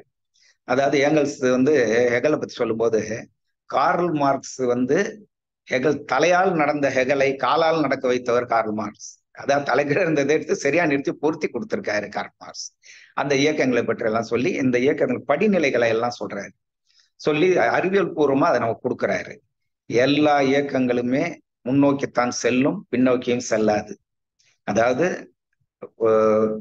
குழுவான இருந்தது, அப்புறம் அடிமை, அப்புறம் ஆண்டாண்டு சமூகத்துல இருந்து நிலப்பிரபுத்துவம், நிலப்பிரபுத்துவம் முதலாளித்துவம் சோசியலிசம் போயே தீரும் அப்படின்னு அந்த இயக்கல் ரீதியா அவர் அறிவியல் பூர்வமா சொல்றாரு. அதுக்கு அடுத்து பார்த்தோம்னு சொன்னாக்கா மூல சிறப்பு மிக்க ஆங்கில பொருளாதாரம். அதாவது ஆடம் ஸ்மித், டெக்கார்டோ போன்றவர்கள் எல்லாம் அந்த பொருளாதாரத்தை ரொம்ப சிறப்பாக ஆய்வு செய்து சொல்லியிருக்காங்க. அவரோட நேஷன் ஆஃப் வெல்த்ன்ற படத்துல புத்தகத்துல அவர் நல்லா சொல்லியிருப்பார் ஆடம் ஸ்மித். ஆனா ஆடம் ஸ்மித்ல என்னன்னா, அவர் முதலாளித்துவத்துக்கு சாதகமான முறையில அதை சொல்லியிருக்காரு. உழைப்பு சக்தியை பத்தி அவர் சொல்லவே இல்லை. அவர் சொல்றது ஒரு முதலாளி முதலீடு செய்யறான், லாபத்தை பெறான், அந்த பண்டத்துக்குமான தொடர்பு மட்டும்தான் அவர் சொல்றாரு. அதுல அவர் உழைப்பு சக்தியை பத்தி அவர் சொல்லல. ஆகவே அந்த லாபம் எல்லாம் தொழிலாளி கொடுக்க வேண்டியதெல்லாம் கொடுத்துட்டு முதலாளி எடுத்துக்கொள்ள வேண்டும், முதலாளித்துவம் வளரணும்.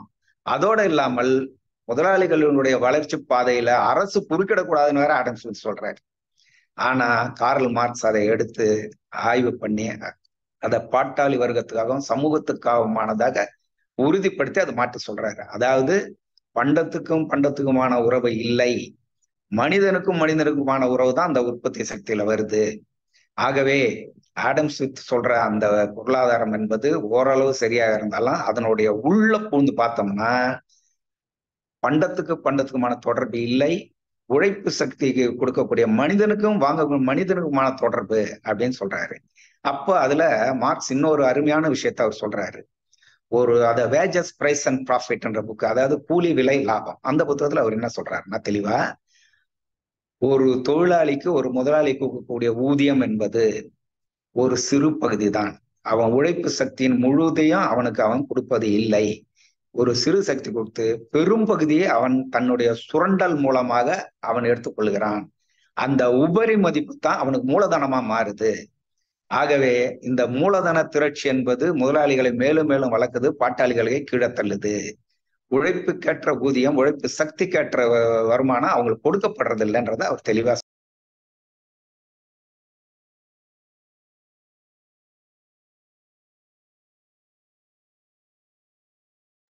சார் உங்க வாய்ஸ் கேட்கல, ஒரே நிமிஷம்.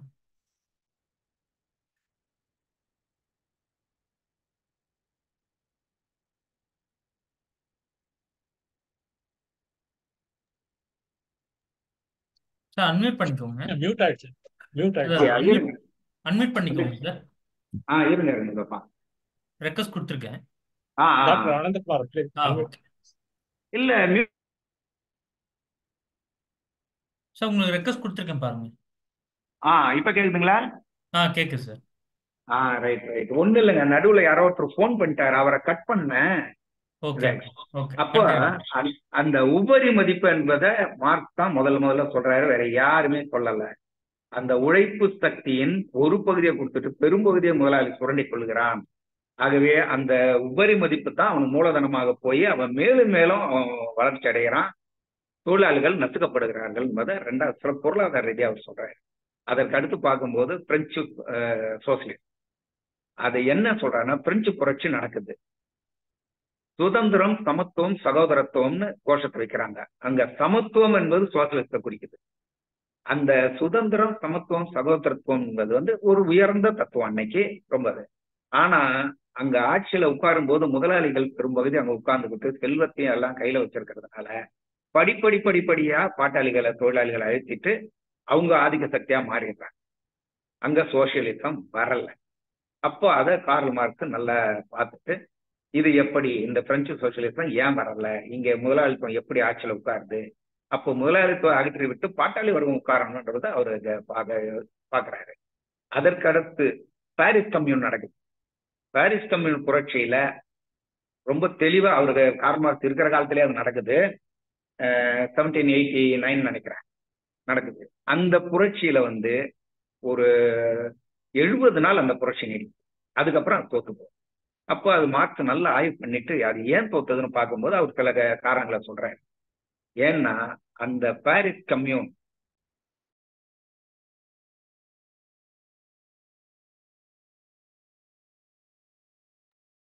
மறுபடியும் மியூட் ஆயிடுச்சு. இப்ப கேக்குதுங்களா? Hello, right. அந்த தோழர் அடிக்கடி போன் பண்ணி தொல்லை பண்றாரு. சரி, அப்போ அந்த பாரிஸ் கம்யூன் தோற்றதுக்கு காரணம் என்னன்னு ஆய்வு பண்ணும்போது, அந்த கம்யூன் ஆனது ஆட்சியை கையில பிடிச்ச உடனே முதல்ல அந்த முதலாளியின் சொத்துக்களை பறிமுதல் செய்திருக்கணும், இராணுவங்கள் எல்லாத்தையும் கலைச்சு எடுத்திருக்கணும். ஆனா அவரு அப்படி செய்யல. அவங்க அதை செய்யல. அதுக்கடுத்து என்ன பண்ணிருக்கணும், வங்கிகளை எல்லாம் முடக்கி அவங்க வங்கிகளை கட்டுப்பாட்டு கொண்டு இருக்கணும். அதையும் பாரிஸ் கம்யூன் செய்யல. முதலாளித்துவ அரசு எந்திரத்தை உடைத்து விட்டு தொழிலாளர்கள் பாட்டாளிகளுக்கான அரசு எந்திரத்தை நிறுவனம், அதுவும் அவங்க செய்யல. அதே போல அந்த எதிரிகளுக்கு, அதாவது சுரண்ட வர்க்கத்துக்கு பேச்சுரிமை, கருத்துரிமை எல்லாமே அவங்க கொடுத்துட்டாங்க. அதனாலதான் அந்த பாரிஸ் கம்யூன் தோல்வி அடைஞ்சதுன்னு ஒரு முக்கியமான காரணங்களை சொல்றாரு. இல்லைன்னா அவங்க மேலும் பலம் பெற்று பக்கத்து பக்கத்து கம்யூன்களையும் இணைச்சு அவங்க வளர்ந்திருக்க முடியும் அப்படின்னு கார்ல் மார்க்ஸ் ஆய்வுன்னு சொல்றாரு. இத லெனின் வந்து அந்த சிறப்பாக அந்த புத்தகத்துல 3 தோற்றவாய்கள் புத்தகத்துல தெளிவா சொல்றாரு. ஆகவே இந்த ஆதாரங்களை வரலாற்று இயக்கவியல் பொருள் முதல்வாத ரீதியாக தான் இந்த ஆதாரங்கள் வந்து மார்க்சியம் ஒரு அறிவியல்னு உறுதிப்படுத்துது நமக்கு. அந்த அறிவியல் சொல்றபடிதான் இங்க நடந்துட்டே இருக்கு அப்படின்றதையும் நமக்கு தெளிவா சொல்லுது. ஆகவே இந்த மார்க்சியம் என்பதுதான் மாற்று. இந்த அறிவியல் பூர்வமான மார்க்சியம் தான் இந்த சுரண்டு வர்க்கத்துக்கான மாற்று. சரி, இந்த சுரண்டு வர்க்கத்தை வந்து எப்படி நாம பாக்குறது, இது ஏன் இது தூக்கி எறியப்பட வேண்டும், தூக்கி எறியப்பட முடியுமா அப்படின்லாம் பார்க்கும்போது, எதிரி ரொம்ப பலமா இருக்கிறான். உலகம் முழுவதும் எதிரி ரொம்ப பலமா இருக்கிறான், நாம பலகீனமா இருக்கிறோம். இதுதான் யதார்த்தமான உண்மை.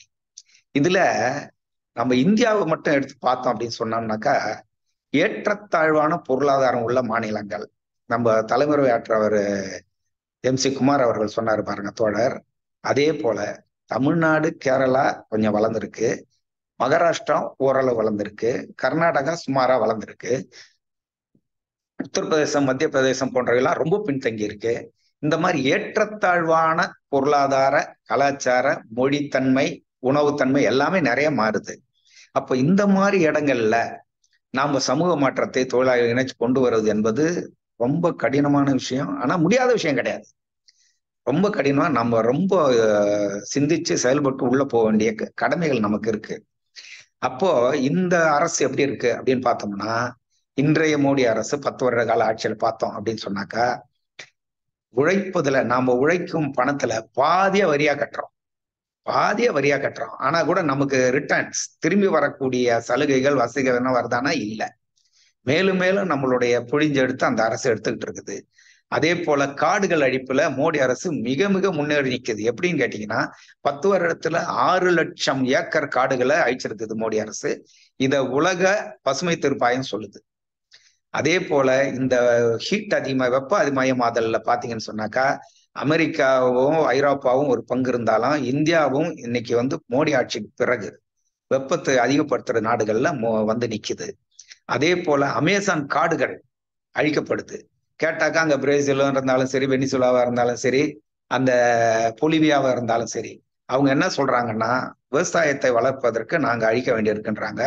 ஒரு சிலது காட்டுத்தீ பத்தி அழிஞ்சு போச்சுன்னு சொல்றாங்க. இந்த மாதிரி முதலாளித்துவம் வந்து இயற்கையை ஃபுல்லா அழிச்சு மக்களை எல்லாம் கொடுமைப்படுத்தி மக்களை வாட்டி வதைக்கக்கூடிய அரசா தான் உலகம் முழுவதும் இருக்கு. விதிவிலக்கா சில நாடுகள் இருக்கு, அதை விட்டுருவோம். பெரும்பான்மையான நாடுகள் இருக்கு. இந்தியா ரொம்ப மோசமா இருக்கு. அப்ப இதை மாற்றி அமைக்க வேண்டிய கட்டாயம் நமக்கு இருக்கு. அதற்கு சரியான அறிவியல் பூர்வமான ஒரு தத்துவம்னா மார்க்சிய தத்துவம் தான். இப்போ இந்த நம்ம நாட்டுல பாத்தீங்கன்னா, இந்த சாதியும் வர்க்கமும் பின்னி பிணைஞ்சிருக்குது. அது ஒரு பெரிய பிரச்சனையா இருக்கு இன்னைக்கும் நமக்கு. வேங்கை வாசல்ல வந்து மலத்தை கலந்து விட்டாங்க, இன்னைக்கு வரையும் யாரும் கைது செய்யப்படவில்லை. அதே போல நிறைய இடங்கள்ல வந்து தலித் மக்கள் வந்து கொடுமைப்படுத்தப்படுறாங்க, அவங்க ஒடுக்கப்படுறாங்க. இந்த தலித் மக்களை விலக்கிவிட்டு இங்க புரட்சி, சமூக மாற்றம் என்பது நடக்கவே நடக்காது. எப்படி பெண்களை தனியாக விட்டு விட்டு சமூக மாற்றம் நடக்காதோ, அதே போல இன்றைக்கு வந்து இந்தியாவில் இருக்கக்கூடிய தலித் மக்கள் சுமார் 28 விழுக்காடு இருக்காங்க. தலித்துகள், மலை ஜாதி மக்கள், அந்த ஒடுக்கப்பட்ட சமூக அருந்ததியர், இப்படிலாம் நிறைய இருக்காங்க. இவங்களை எல்லாம் விட்டு விட்டு செய்ய முடியுமானா முடியவே முடியாது. அப்போ அவங்களையெல்லாம் இணைச்சு எடுத்து கொண்டு வந்துதான் நாம வந்து இந்த சமூக மாற்றம் கொண்டு வரணும். அதற்கான வேலைகளையும் நம்ம செய்யணும்.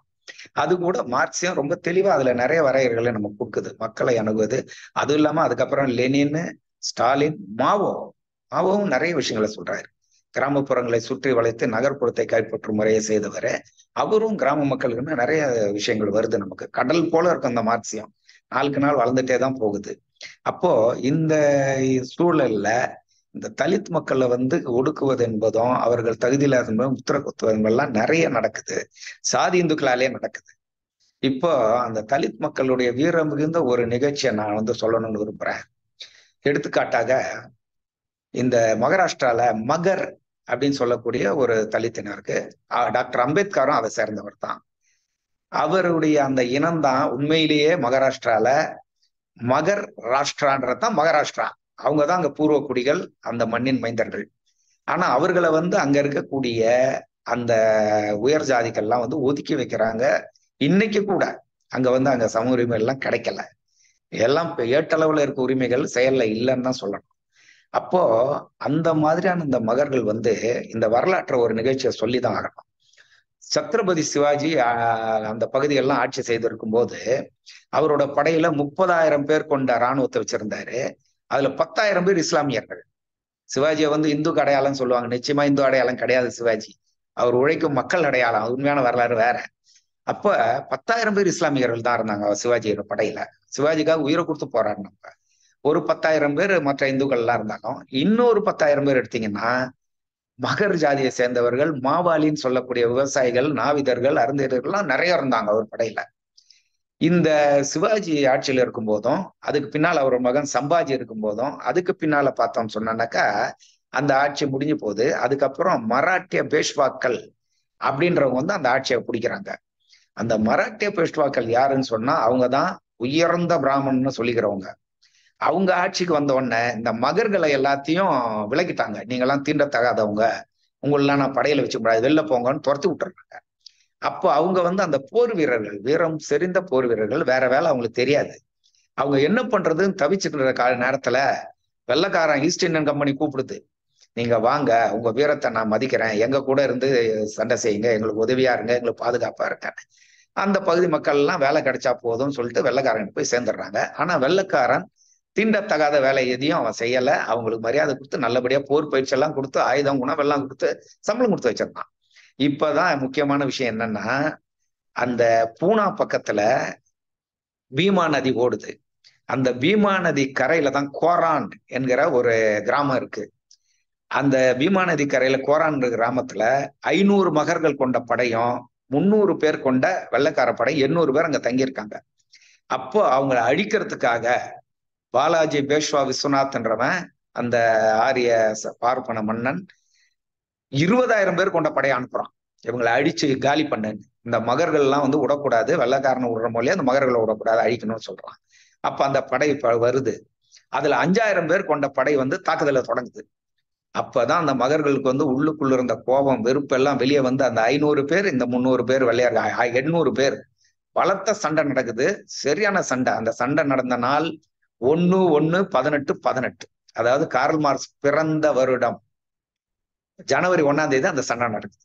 பகலும் நடக்குது, இரவும் நடக்குது. சரியான சண்டையில மகர்கள் வீரத்தை காட்டி நல்லா அடிச்சு அந்த 5,000 பேர் கொண்ட பேஷ்வா உயர் ஜாதி இந்துக்கள் படையில 2,000 பேரை கொண்டு வர்றாங்க. மீதி 3,000 பேர் அடிபட்டு ஓதப்பட்டு ஓடுறாங்க. பெருந்தோல்வியை தழுவுது அந்த மராட்டிய படை. இங்க மகர்கள் படை இவங்களை ஜெயிச்ச உடனே வெள்ளைக்காரன் மறுநாள் இந்த வெற்றியை கொண்டாடணும்னு சொல்லி அங்க ஒரு பெரிய தூணை கட்டுறான், வெற்றி தூண். அந்த வெற்றி தூண்ல அந்த மகர்கள் எல்லாம் சேர்ந்து அங்கதான் ஜெய் பீம் என்ற கோஷம் வெளியே வருது. ஜெய் பீம் இன்னைக்கு வரைக்கும் சொல்றோமே, அந்த ஜெய் கோஷம் ஜெய் பீம்ன்றது அங்க இருந்தா அன்னைக்குதான் வெளியே வந்தது. அப்ப அந்த பீமா கோரான் சம்பவம் அப்படின்னு வரலாறுல முழுக்க முழுக்க இருட்டடிப்பு செய்யப்பட்டுருச்சு. நிறைய மக்கள், பரந்தப்பட்ட மக்களுக்கு அந்த பீமா கோரான் போரை பத்தி தெரியாது. அங்க எப்படி சாதி, ஆண்ட சாதி, அடிமை சாதின்னு சொல்லி சண்டை வந்ததெல்லாம் தெரியாது. அதற்கப்புறம் மகர்கள் எல்லாம் பெரியவர்கள் வந்தாங்க.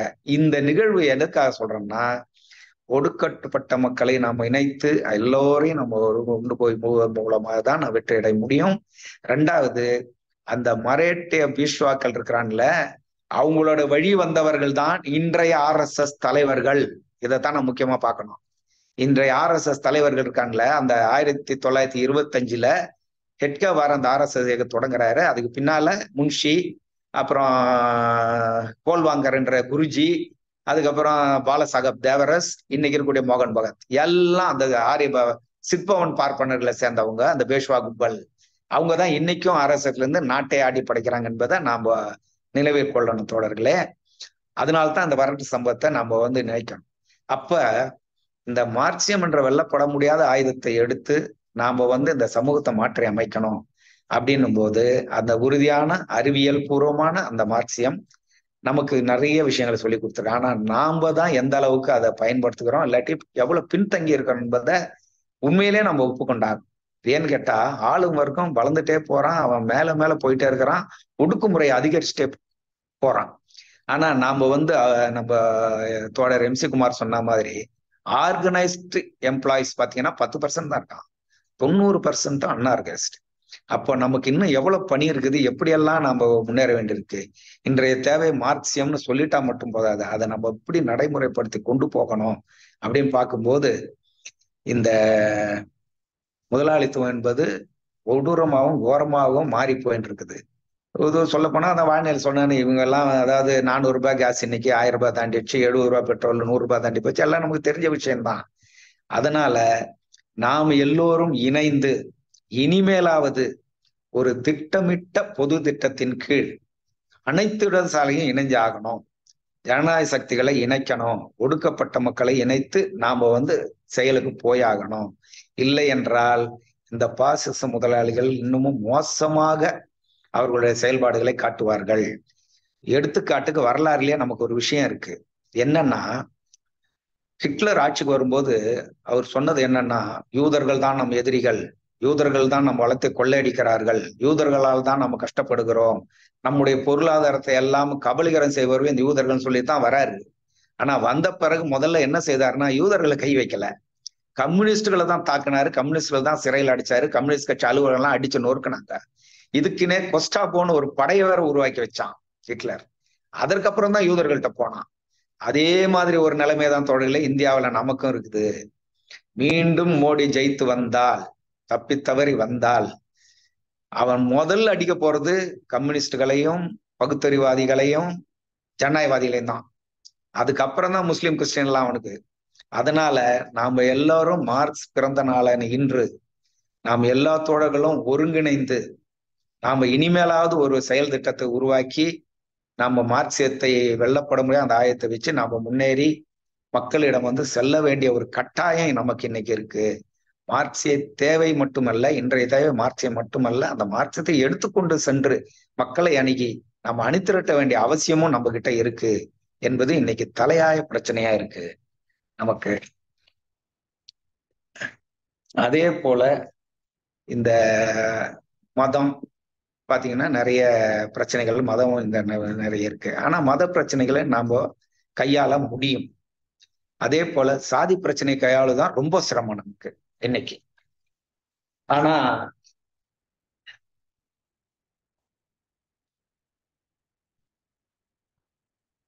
இந்த எதிரிகளை நாம வந்து எப்படி எதிர்கொள்வதுன்னு பார்க்கவும் மார்க்சிய ஆயுதம் நமக்கு இருக்கு. இருந்தாலும் நமக்குள்ள ஒற்றுமை தேவை, நாம வந்து ஒருங்கிணைந்து செயல்படணும். இப்ப நான் ஒரு விஷயத்தை வெளிப்படையா சொல்லணும்னு விரும்புறேன். போன வருஷம் ரெட் பிளாக் தலைவர் இருக்கார்ல ஜெயக்குமார், அவர் கேரளால, அவர் வந்து சென்னை வந்திருந்தாரு. நம்ம தோழர் அஜய் கோஷ் தான் அழைச்சிட்டு வந்திருந்தாரு. அந்த தோழரும் நானும் ஜெயக்குமார் எல்லாம் சேர்ந்து நிறைய CPI CPM ML பார்ட்டிகள் தனிப்பட்ட குழுக்கள் எல்லாம் பேசணும். ஒரு 26 28 குழுக்கள்கிட்ட பேசி எல்லாம் ஒருங்கிணைந்து நம்ம செயல்படணும் அப்படின்னு நம்ம கேட்டோம். எல்லாருமே ஒருங்கிணை ஒத்துக்கிறாங்க. ஆனா ஒரு பொது வேலை திட்டத்தின் கீழே வந்து ஒருங்கிணைந்து செயல்படுறதுல சுணகாந்தம் ஏற்படுது. இது தவிர்க்கப்பட வேண்டும். ஏற்கனவே இங்க சென்னையில பாசிசத்திற்கு முன்னணின்னு ஒரு 24 சிறு சிறு அமைப்புகள் செயல்படுது. கோவையிலையும் செயல்படுது, தஞ்சாவூர்லயும் செயல்படுது, நெய்வேலியிலும் செயல்படுது. எல்லோரும் ஒருங்கிணைந்து ஒரு பொது திட்டத்தின் கீழே நாம செயல்பட வேண்டிய கட்டாயம் இருக்கு. இல்லை அப்படின்னால் இனிமேல் பட்டு இந்த மோடி அரசு தப்பிதறி வந்தால இல்ல வேற அரசு வந்தா கூட சரி, எந்த அரசு வந்தாலும் அது முதலாளித்துவ அரசு தான். அது படிப்படியா தன்னுடைய முகத்தை காட்டும். அது மார்க்சியம் நமக்கு தெளிவா சொல்லி கொடுக்குது. அதனால நாம எல்லாரும் இனிமே ஒருங்கிணைந்து ஒன்றாக செயல்பட வேண்டிய கட்டாயம் நமக்கு இருக்கிறது அப்படின்றத நான் சொல்லணும் தொடக்கல. ஆனா மார்க்சியம் என்பது தோற்காது, அது அறிவியல் பூர்வமானது, அது வரலாற்று இயக்கவியல் பொருளுமாக பார்க்கும்போது இந்த சமூகம் மாறியே தீரும், அதுல எந்த மாற்று கருத்தும் கிடையாது. அதாவது இன்றைக்கு இருக்கக்கூடிய அந்த முதலாளித்துவம் தூக்கி எறியப்பட்டு சோசியலிசம் வந்தே தீரும். இது வந்து மார்க்சிய விதி. அதாவது விதினா லா தெளிவா தெரியுது. இருந்தாலும் எப்ப எப்படி அப்படின்னு சொல்லும் போது அதுக்குள்ள நம்ம ஏராளமான இழப்புகளை சந்தித்து பாதிப்புகளை அனுபவித்து கொடுமையான வாழ்க்கையை கொஞ்ச காலம் வாழ வேண்டிய சூழ்நிலை ஏற்படும். ஆகவே நாம் எல்லாரும் இப்பவே விழித்து கொண்டு நாம் எல்லாம் மார்க்ஸ் பிறந்த நாளான இன்று 206வது பிறந்த நாள்.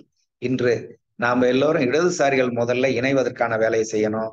அதுக்கு அடுத்து ஜனநாயக சக்திகளை ஒருங்கிணைக்கணும். அதுக்கப்புறம் ஒடுக்கப்பட்ட மக்களை ஒருங்கிணைத்து சமூக மாற்றத்தை நோக்கி நாம் போய் ஆகணும் என்பதை இந்த மார்க்ஸ் பிறந்த நாள் என்று நம்ம உறுதியா ஏற்று செயல்படணும்னு கேட்டுக்கொள்கிறேன். நிச்சயமாக மார்க்சியம் தோற்காது, அது அறிவியல், அதுல நமக்கு எந்த சந்தேகமும் கிடையாது. இப்போ அடுத்து பார்க்கும்போது இந்த ஆட்சியாளர்கள் இன்னமும் எவ்வளவு மோசமா வேணாலும் போவாங்க. இன்னும் சொல்லப்போனா அந்த அக்னி வீரர்கள்னு உருவாக்குறாங்க இல்லைங்களா? அந்த அக்னி வீரர்கள் உருவாக்கி நம்ம கொண்டு வர்றதே நாளைக்கு அவங்க கிட்ட ஆயுதம் கொடுத்து உள்நாட்டு கலவரத்தை உண்டு பண்ண முடியும். ஆகவே ஒரு மிகப்பெரிய பாசிச அபாயத்தை எதிர்நோக்கி கொண்டிருக்கும் நாம் எல்லோரும் இணைந்து, இடதுசாரிகளும் ஜனநாயக சக்திகளும் ஒடுக்கப்பட்டவங்க இணைந்து சமூக மாற்றத்துக்காக செயல்படணும் என்று உங்களை கேட்டுக்கொண்டு என்னுடைய இந்த உரையை நிறைவு செய்கிறேன். நன்றி, வணக்கம்.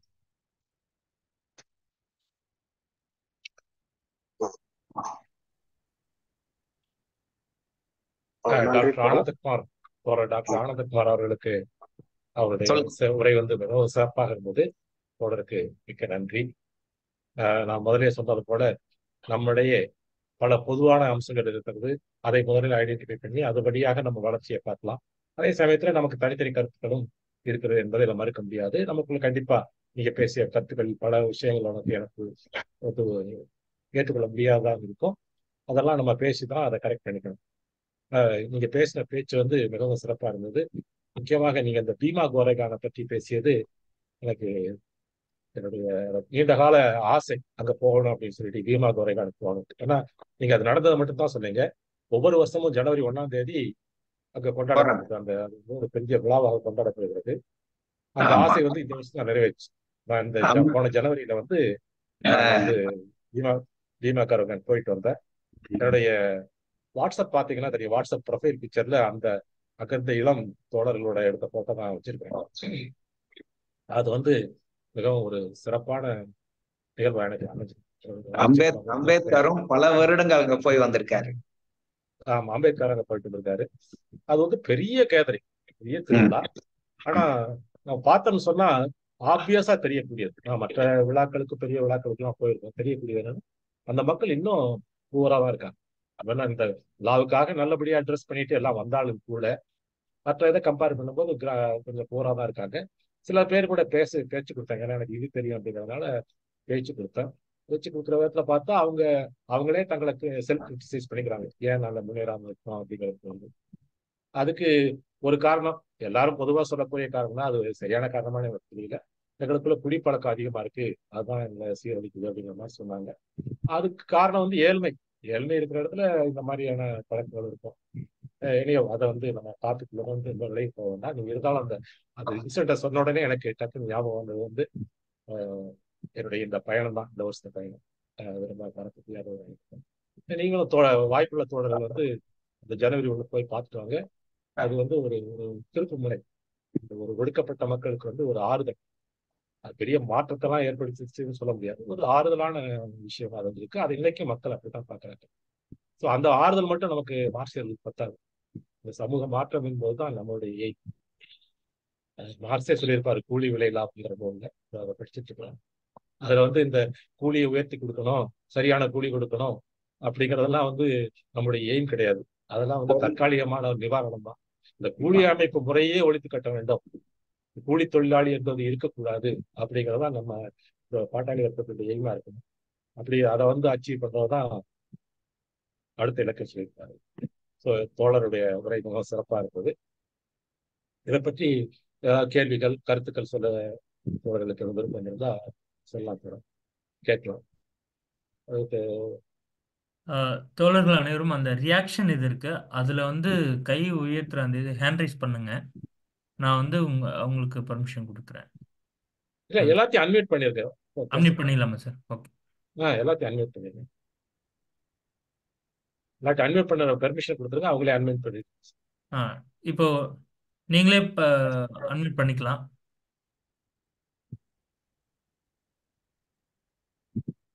தோழர்களுக்கு கருத்துக்கள், சந்தேகங்கள், கேள்விகள், அல்லது நீங்க இதை பத்தி இன்னும் அதிகமா சில விஷயங்களை சொல்லணும்னாலும் சுருக்கமா இந்த டாபிக்ல வந்து மார்க்சுடைய பிறப்பு தினத்தை பற்றி எதுவும் சுருக்கமா சொல்லணும்னாலும் சொல்லலாம். வணக்கம் தோழர் கண்ணையா, சென்னையிலேருந்து பேசலாம் இருக்கேன். வணக்கம் சார். ரொம்ப அருமையா டாக்டர் MC குமரன் அவர்களும் டாக்டர் ஆனந்தகுமார் அவர்களும் எப்படி நம்ம செயல்பட வேண்டும், மார்க்ஸ் என்ன சொல்லி இருக்கின்றார், அவருடைய உழைப்பு 20 ஆண்டு கால உழைப்பு எப்படிலாம் இருந்தது பற்றி அவருடைய பிறந்த நாளில் நாம் சாப்பிட வச்சு அதை பற்றிலாம் தெரிந்து கொண்டோம். இந்த நம்ம இந்தியாவை பொறுத்தவரையில 30 மாநிலங்கள் இருக்கு. இப்போ அவர்கள் அதாவது இப்பொழுது அவர்கள் எப்படி யூகம் வகுத்து எப்படி ஆட்சியை பிடித்து இப்பொழுது 10 ஆண்டுகள் வந்திருக்கிறார்கள் என்பதையெல்லாம் எடுத்து சொன்னோம். நாம் எப்படி வியூகம் வகுத்து இதை 30 மாநிலத்தில் உள்ள மக்கள் எந்த பெர்சன்டேஜில் இந்த ஆதரவு கொடுத்து நம்ம எப்படி திரட்டணும், எப்படி அமைக்கணும் அப்படின்றது பற்றி ஒரு ஐடியா யாராவது தொழிற்சங்க தலைவர்களோ இல்லை பெரிய தலைவர்களோ மார்க்சிய நண்பர்களோ தோழர்களோ இது வந்து எடுத்து சொன்னாதான் நம்ம வந்து ஒரு சமூக மாற்றத்தை ஏற்படுத்த முடியும். பேசிக்கொண்டோம், இதுக்கு என்ன செய்ய வேண்டும். 50 எம்பிக்கள் இருந்த இடம் ஆரம்பத்தில் இப்படி இல்லாம போயிடுச்சு. எப்படி போச்சு? நம்முடைய ஒற்றுமை என்ன ஆனது? சமூக மாற்றம் என்பது எல்லா மாநிலத்திலும் ஒவ்வொரு மாநிலத்திலும் நம்முடைய பெர்சன்டேஜ் எந்த அளவுக்கு இருக்கிறது என்பதை தெரிந்து கொள்ள வேண்டும். அப்பொழுதுதான் மெதுவாக நாம் யூகம் அமைக்க முடியும்.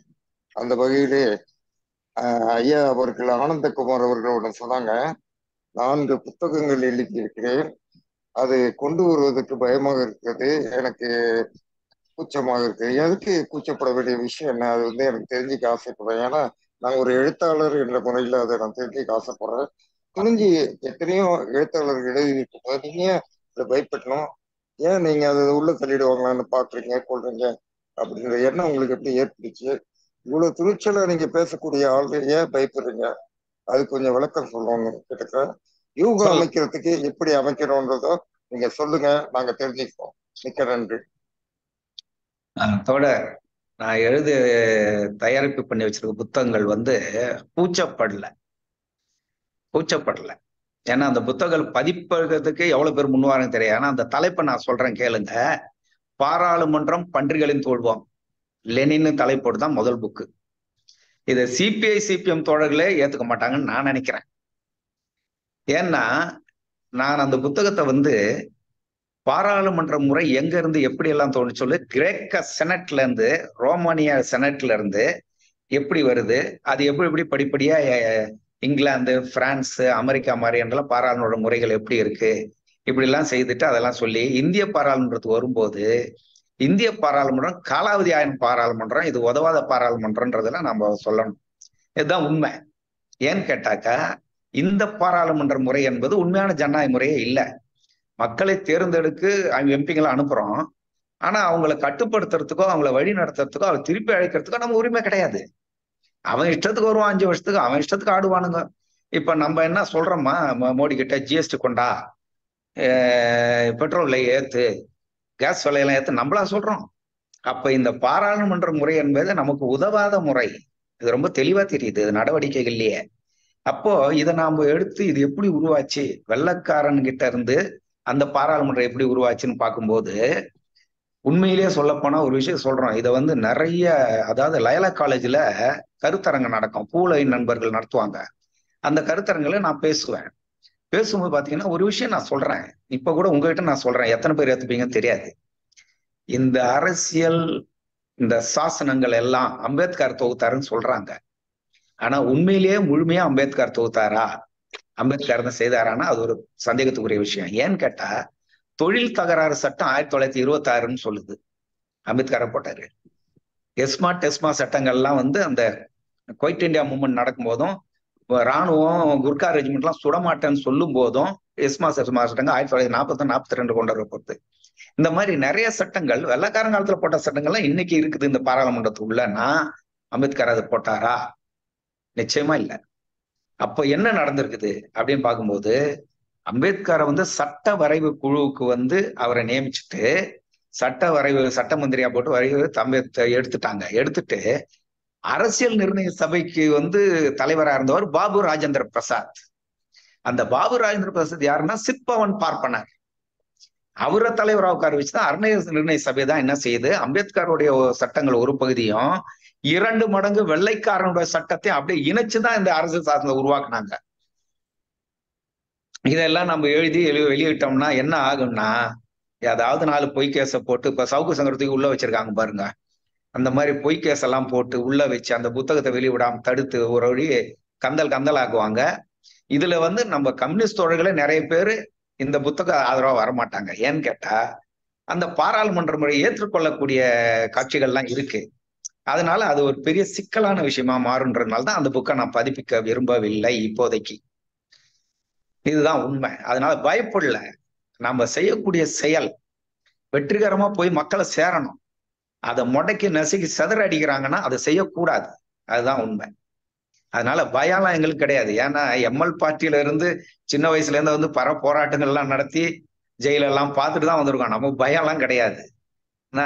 ஆனா இது வெற்றி அடையுமா அடையாதா அப்படின்னு போது வெற்றி அடைவது ரொம்ப கஷ்டம் இந்த மாதிரி புத்தகங்கள். அதனால நம்ம தள்ளி போடுவோம்.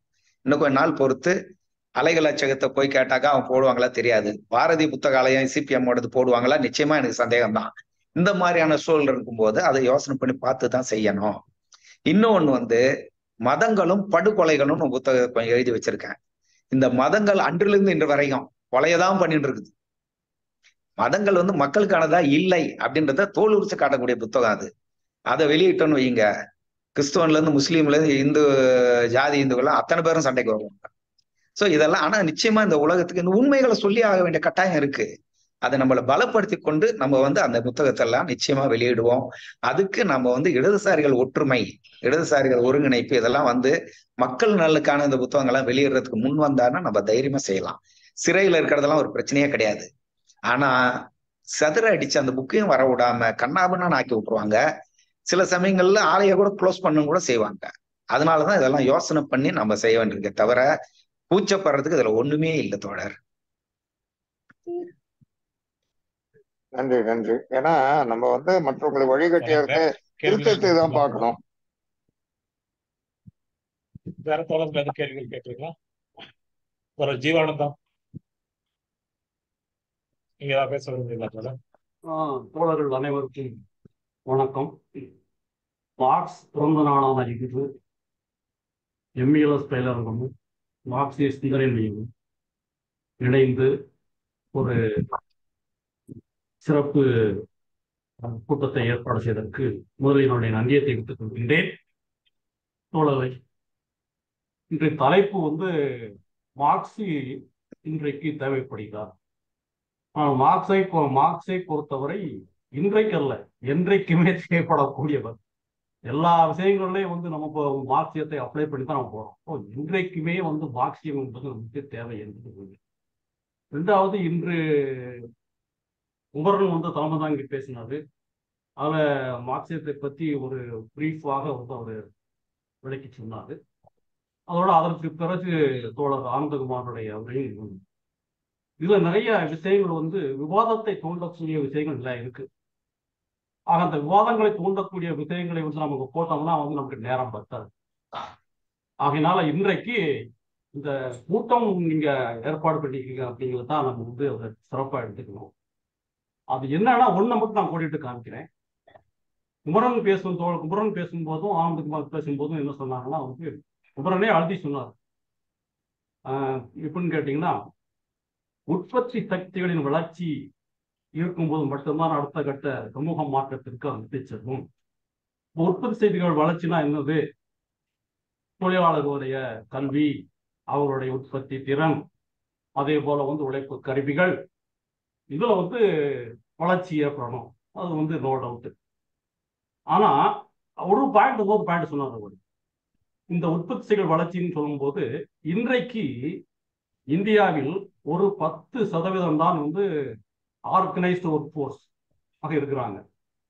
இந்த ஆர்கனைஸ்டு ஒர்க் ஃபோர்ஸ் இந்த 10% வந்து பாத்தீங்கன்னா பெரிய மாற்றத்தை ஏற்படுத்திருக்காங்கன்னா 10 ஆனா இன்றைக்கு இந்த 10% விழுக்காடு இருக்கக்கூடிய இந்த ஆர்கனைஸ்டு ஒர்க் ஃபோர்ஸ்ன்றது 90% 100% ஆற வரைக்கும் வந்துட்டு காத்துருக்குமா சம்பிரதாயம் மாற்றத்துக்கு? இதெல்லாம் கிடையாது.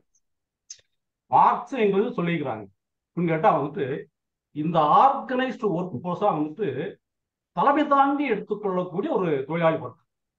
மற்றபடி அண்ணாக்க செக்டார்ல இருப்பாங்க, சிறு விவசாயி இருப்பானுங்க, பெரு விவசாயி இருப்பான், சிறு முதலாளி இருப்பானுங்க, அப்புறம் கடை இண்டிபெண்டா தொழில் நடத்துறவங்க இருப்பாங்க, கைவினைகள் இருப்பாங்க, எல்லாம் இருப்பாங்க. ஆனா அந்த மாற்றத்திற்கு தலைமை தாங்கக்கூடிய வர்க்கம் இருக்கு கேட்டா வந்து இந்த ஆர்கனைஸ்டு ஒர்க் ஃபோர்ஸ், அதான் பாட்டாளி வர்க்கம். தொழிலாளி வேலை செய்யக்கூடிய அந்த பாட்டாளி வர்க்கம். அது 10% அதிகமா போனாதான் அதுக்கு அடுத்து வரும் புரட்சியில வரணும் அப்படிலாம் கிடையாது. அது அரசியல் மயமாக்கப்பட வேண்டும். அதே போல வந்து அந்த முதலாளிகளுக்கு இடையில் இருக்கக்கூடிய அந்த முரண்பாடு, உள் முரண்பாடு வந்து அதிகமாக வேண்டும். அதே போல வந்து இந்த வர்க்க முரண்பாடு அதுவும் கூர்மையடைய வேண்டும். இதெல்லாம் அடையும் போதுதான் நம்ம எதிர்பார்க்கக்கூடிய சமுதாய மாற்றங்கள் ஏற்படும். இன்னையும் கூட வந்து நம்ம வந்து 4 நாளைக்கு முன்னாடி வந்து நம்ம பார்த்தோம்னா புள்ளி உரம் கொடுத்திருந்தாங்க. 5 ஆண்டு காலத்தில் விலைவாசி உயர்வு என்பது 70 விழுக்காடு உயர்ந்திருக்கு. ஆனால் இந்த 5 ஆண்டுகளில் தொழிலாளர்களுடைய கூலி என்பது 30% தான் உயர்ந்திருக்கிறது. ஆக நாம இன்னைக்கு பார்க்குறது உலகமெங்கும் பார்க்கணும் பாத்தீங்கன்னா வந்து இந்த இன்ஈக்குவாலிட்டி கேப் அது வந்து பாத்தீங்கன்னா வைடன் ஆகிட்டே போயிட்டு இருக்கு. ஆக இந்த வைடன் ஆகிட்டு போயிட்டு இருக்கலாம் வந்து உங்களுக்கு இன்னைக்கு முரண்பாடு இல்லையா அப்படின்னு கேட்டா அது பெரிய விவாதத்துக்கு போகுது. முரண்பாடு தான் இல்லைங்களா? ஆனா என்னன்னு கேட்டா நம்மை பொறுத்தவரை இந்த 10% இருக்கக்கூடிய ஆர்கனைஸ்ட் ஒர்க் ஃபோர்ஸ் ஆனது அரசியல் மயமாக்கப்பட வேண்டும். அதான் பிரதானமான முக்கியம். அதை என்று வந்து அந்த அந்த சக்தியானது அரசியல் மயமாக்கப்படுகின்றதோ அப்பதான் வந்துட்டு இந்த முரண்பாடு என்பது இன்னும் தீவிரமடையும். அப்பதான் நாம் விரும்பக்கூடிய அந்த மாற்றங்கள் ஏற்படும் என்பது என்னுடைய கருத்து. இது ஒரு விவாதத்துக்கு நம்ம எப்படின்னா அதான் போயிட்டே இருக்கும். அதனால வந்து நான் அதிக அளவுக்கு இதை விவாதத்தை கொண்டு போக விரும்பவில்லை. இருந்தாலும் இந்த கூட்டத்தை ஏற்பாடு செய்த நண்பர்களுக்கு என்னுடைய மீண்டும் ஒரு முறை என்னுடைய நன்றியை தெரிவித்துக் கொள்கிறேன். நன்றி. வணக்கம். இளங்கோ பேசுறேன்.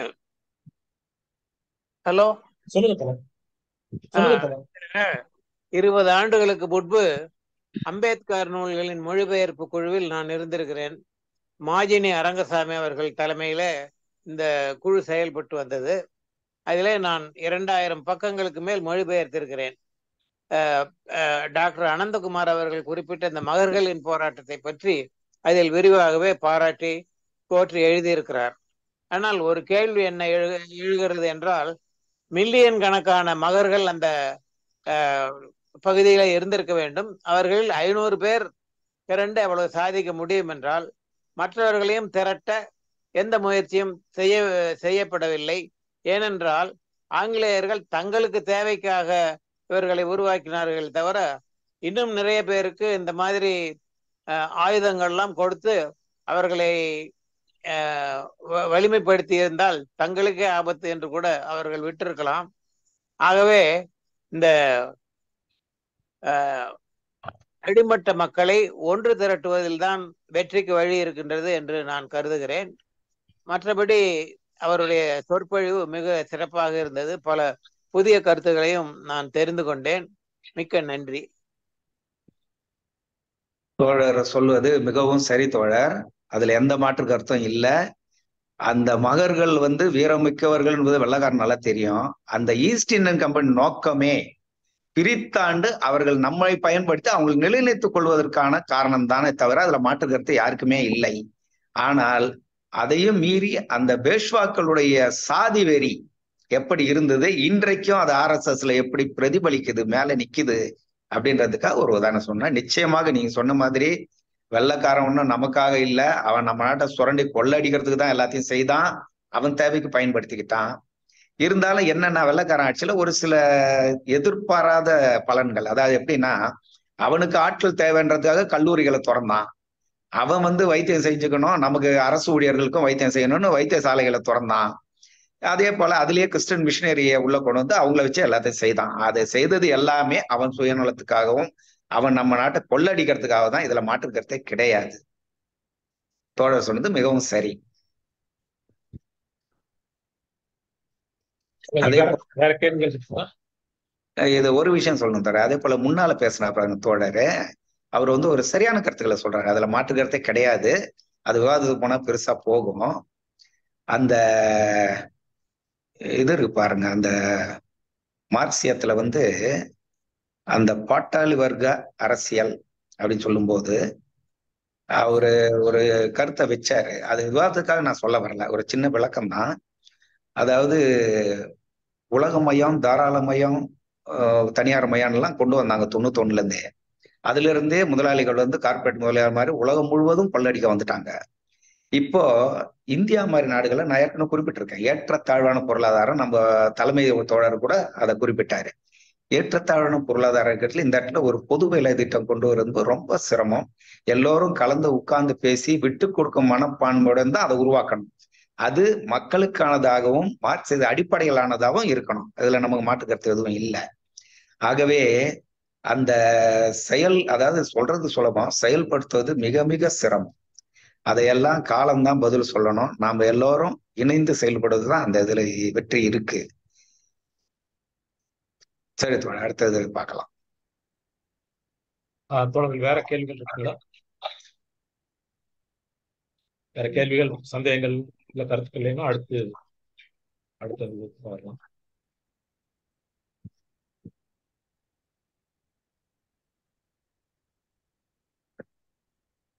தோழர் ராமலிங்கம்,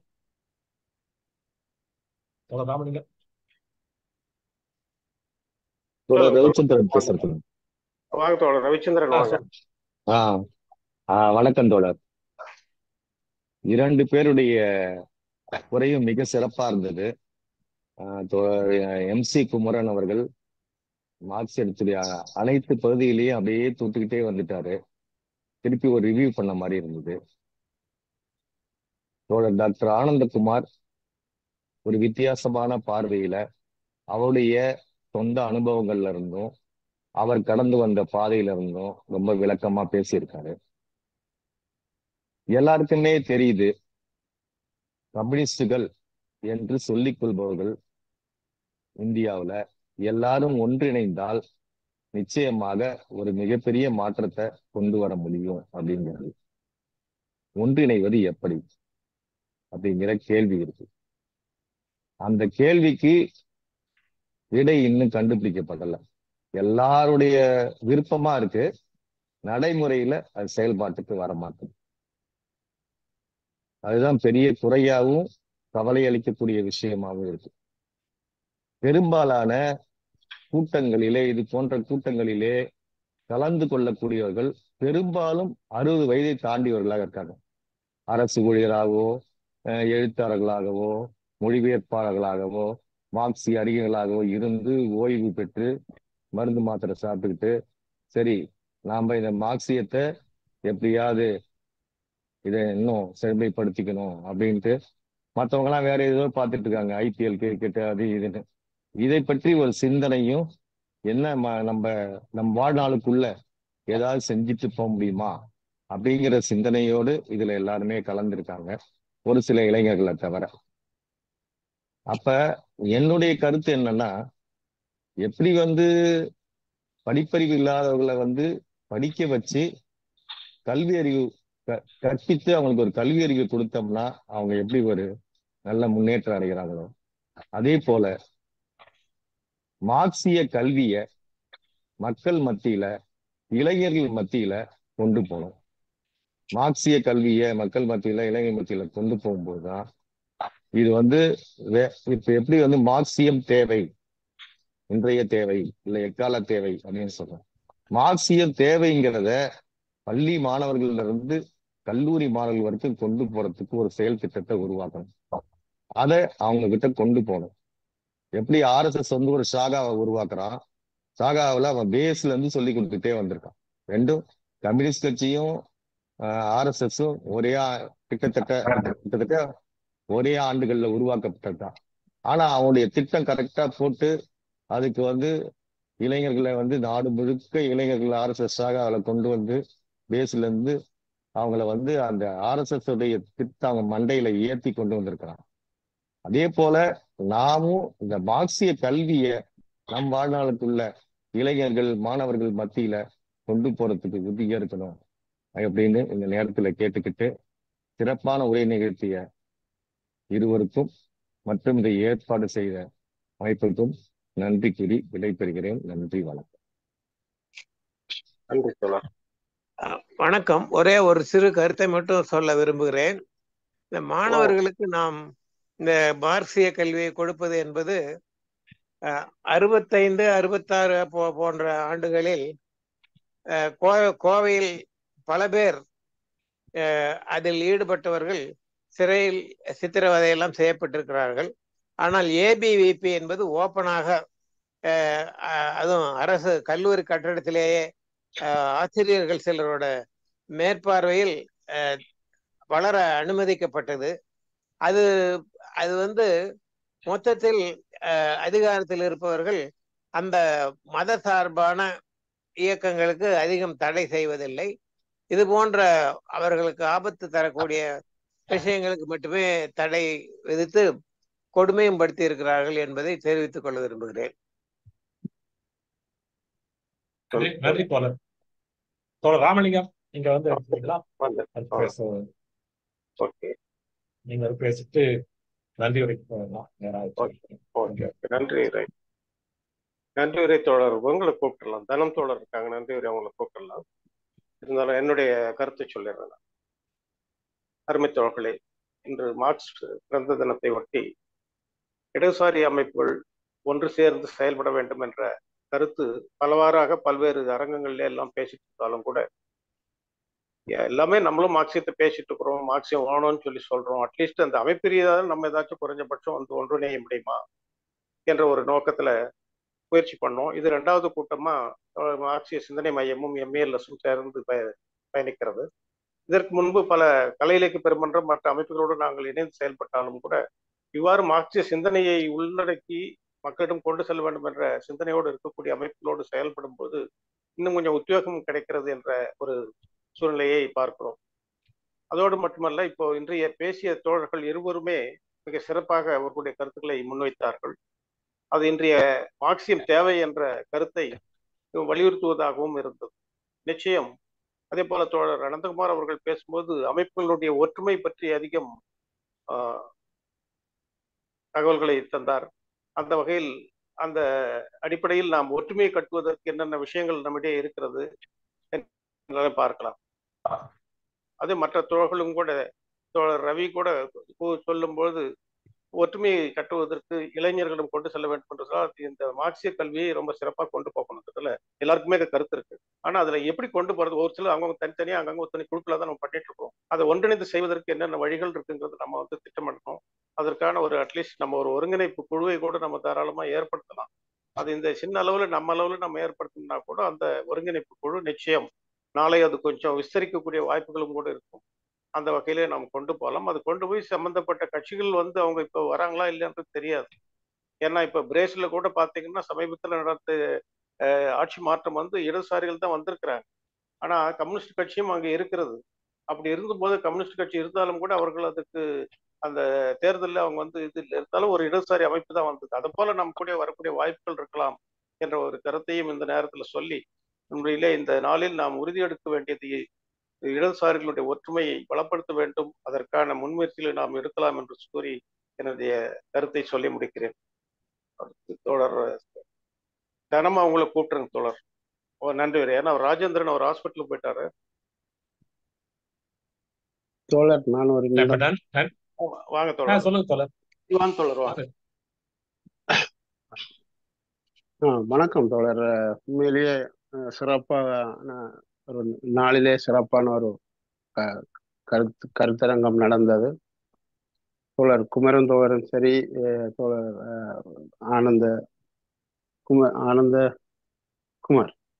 டாக்டர் ஆனந்தகுமார் முன்னாடி உங்களுடைய சிறப்புரையை நான் முதல் ஒரு தடவை கேட்டிருந்தேன்.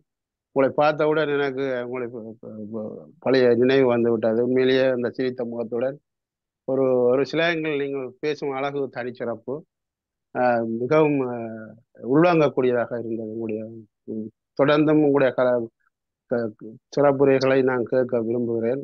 தொடர்ந்து நீங்கள் உங்களோட பயணிக்க வேண்டும் என்று கேட்டுக்கொண்டு இந்த சிறப்பான நாளிலே எல்லாருக்கும் ஒரு ஆதங்கம் என்னென்றால் 60 வயதுக்கு மேற்பட்டவர்களால் இதில் கலந்து கொள்கிறார்கள், என்ன செய்யலாம்?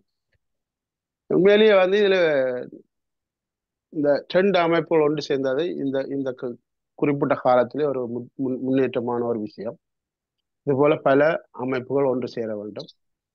தமிழ்நாட்டில் மட்டுமில்லை, எல்லா மாவட்டங்கள் எல்லா ஸ்டேட்லையும் உள்ள மார்க்சிய சிந்தனையாளர்களோட மொழி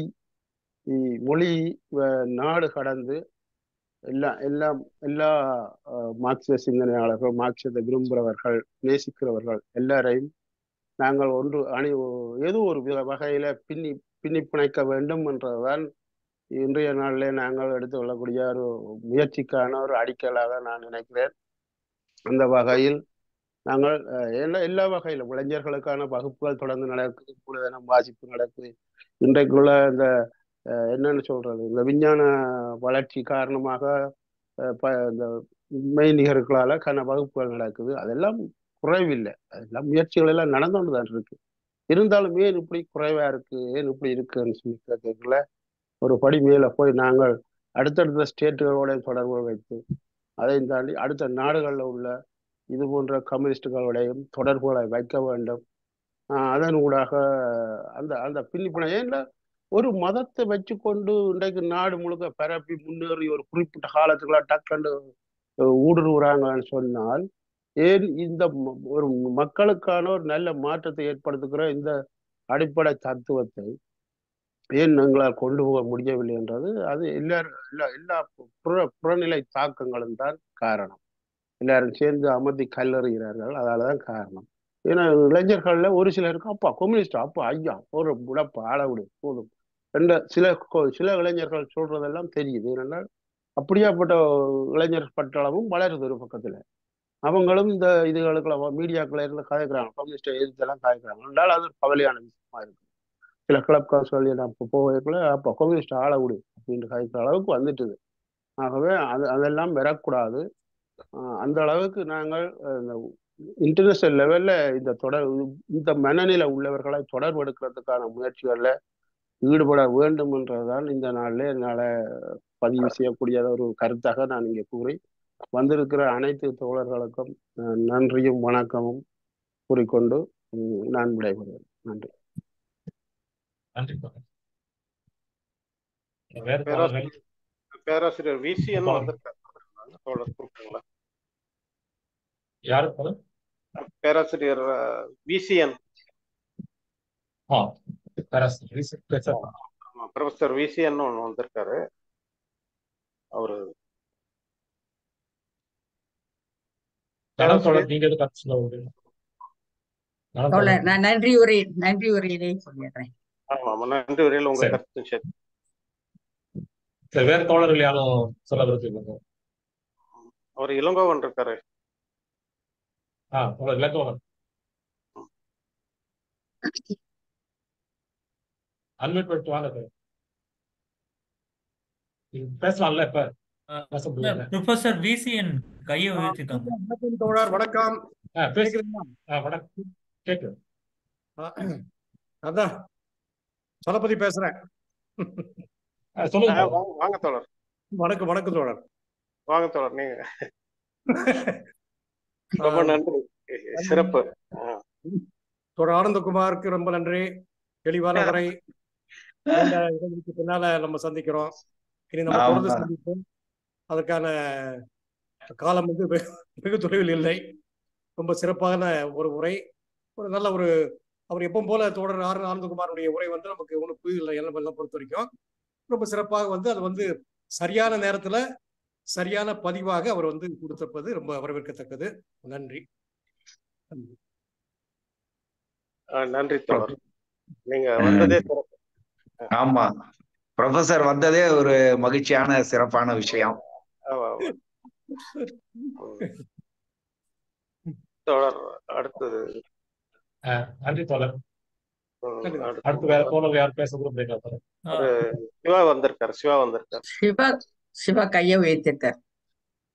சொல்லுங்க. ஹலோ தோழர்கள் அனைவருக்கும் வணக்கம். தோழருடைய பேச்சு முழுமையாக கேட்டேன். மார்க்ஸ் பிறந்த நாளில் முன்னெடுத்து வச்ச கருத்துகள் சிறப்பாக இருந்தது. நான் அவருடைய ஒரு தாழ்மையான ஒரு ஆலோசனையா கேட்டுக்கிறேன். ஏண்டா இந்த தொடர்ல அடுத்த தடவையில் தொடர்ந்து நீங்க பேசணும். அப்படி பேச வரும்போது ஒரு விடயத்தை எடுத்துக்கொண்டு இப்ப நீங்க வந்து அந்த மகர்ன்னு சொன்னீங்கல்ல, அதை மட்டும் அந்த காலகட்டத்தோட அதுக்குள்ள போய் அதனுடைய ஆழத்தின் வரலாற்று ரீதியாக அதை வச்சு ஒரு தலைப்பா எடுத்து பேசலாம். அதே மாதிரி கார்ல் மார்க்ஸுடைய பேசும் பொழுது அவருடைய வாழ்க்கை வரலாற்று சுருக்கத்தோட ஏற்கனவே குமரந்தோடு சொல்லிட்டார். என்னாலும் யாருமே தொடாத இடத்த வந்து அதை தொட்டு இன்னும் கூடிய தகவல்களோட இணைச்சு சொல்லலாம்.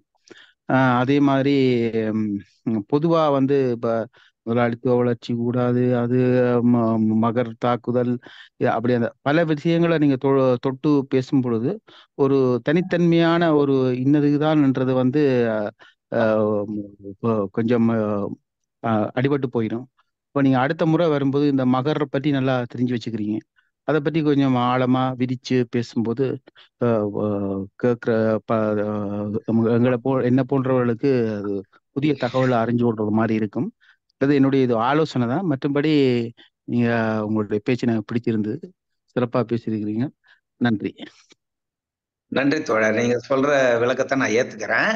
அதுல உனக்கு மாற்று கருத்து இல்லை. என்னன்னா, நான் சொல்ல வேண்டியதில் நிறைய நம்ம தலைமை தோழர் வந்து சிறப்பா சொல்லிட்டாரு. அதனால அந்த மார்க்சிய பகுதிகள் நிறைய நான் தொட முடியல. ஏன்னா அவர் ரொம்ப சிறப்பாக நல்லா என்னை விட நல்லாவே சொன்னாருன்னு தான் சொல்லணும். உண்மையிலேயே அந்த மார்க்சியத்தை, அவரை வாழ்க்கை, அவர் வரலாறு, அந்த தத்துவத்தெல்லாம் ரொம்ப நல்லா விளக்கி சொன்னார் தலைமுறை தோழர் MC குமரன். அதனால எனக்கு பாதி வேலை குறைஞ்சு போச்சு. அதோட இல்லாமல் இந்த மகர் விஷயத்தை ஏன் நான் சொன்னேன்னா, இந்த ஒடுக்கப்பட்ட மக்கள் இல்லாமல் இந்த சமூக மாற்றம் நிகழாது. தாழ்த்தப்பட்டவர்கள், ஒடுக்கப்பட்டவர்கள், பெண்கள் எல்லாரையும் இணைத்து தான் இந்த சமூக மாற்றம், இல்லாட்டி நடக்கவே நடக்காது, தோல்வி அடைஞ்சிடும். அதற்கு அந்த ஒடுக்கப்பட்ட மக்கள் எல்லாம் வீரம் மிக்கவர்கள், திறமை மிக்கவர்கள். இதை வந்து இன்னும் கூட சமூகத்துல அவங்களுக்கு சரியான அங்கீகாரம் கிடைக்கல. நம்ம எல்லாருமே அதை ஒத்துக்கிறோம். அதனால அவரோட வீரமிக்க சிறப்பு ஒரு விஷயத்த சொல்லி, அன்றைக்கும் இந்த ஆரிய பார்ப்பன கும்பல் எப்படி இருந்தது, இன்றைக்கும் எங்க உட்கார்ந்துட்டு இருக்குது, அதனோட தொடர்ச்சி தான் இன்னைக்கு RSS தலைமைகள்லாம் இருக்குது அப்படின்னு கோடிட்டு காட்டுறதுக்காக அந்த நிகழ்ச்சியை சொன்னேன். நீங்க சொல்றபடி அதை வரலாற்று விஷயம் தனியா பிரிச்சு எடுத்தோம்னா ஒரு பெரிய ஆரம்பத்துல இருந்து கடைசி வரைக்குமான மகர் வரலாறே நம்ம சொல்ல முடியும். இருந்தாலும் அந்த இடத்துல தலைமை உரை தோழர் வந்து நிறைய விஷயங்களை விளக்கி அருமையா சொன்னதுனால என்னோட வேலை பளு குறைஞ்சிருச்சு. அதனால நம்ம இதை சில விஷயங்கள்லாம் சேர்த்து அது மகத்துவத்தை எல்லாம் சொன்னோம். ஆனா நீங்க சொல்றது உண்மை. 2-3 சப்ஜெக்டா பிரிச்சு ஒரு தான் நம்ம பேசலாம் அப்படின்றத நான் ஏத்துக்கிறேன். ஓகே தோழர், நன்றி தோழர். போல ஒரு சின்ன கருத்து தோழர். இதுல அமெரிக்கால கூட பார்த்தோம்னாக்கா கருப்பின மக்களுடைய விடுதலை இல்லாமல் வெள்ளையின மக்களுக்கு நிவாரணம் கிடைக்காதுங்கிற ஒரு கருத்தை மார்க்ஸ் வந்து அப்பவே சொல்லியிருக்காரு. மார்க்ஸ் வந்து அங்க இருக்க தொழிற்சங்கத்தோட அவங்க தொடர்பு கொள்ளும் போது இந்த கருத்துக்கள் விளைவு பண்ணிருக்காரு. அதே போலதான் இப்போ இங்கேயும் அதே தான்ன்றது வருது. நல்ல தகவல் தோறும். வேறு தோழர்கள்? இளங்கோவன் நீங்க வரலையே? இளங்கோவன் தோழர் நீங்க பேசலாம்ல, இப்ப பேச முடியுமா?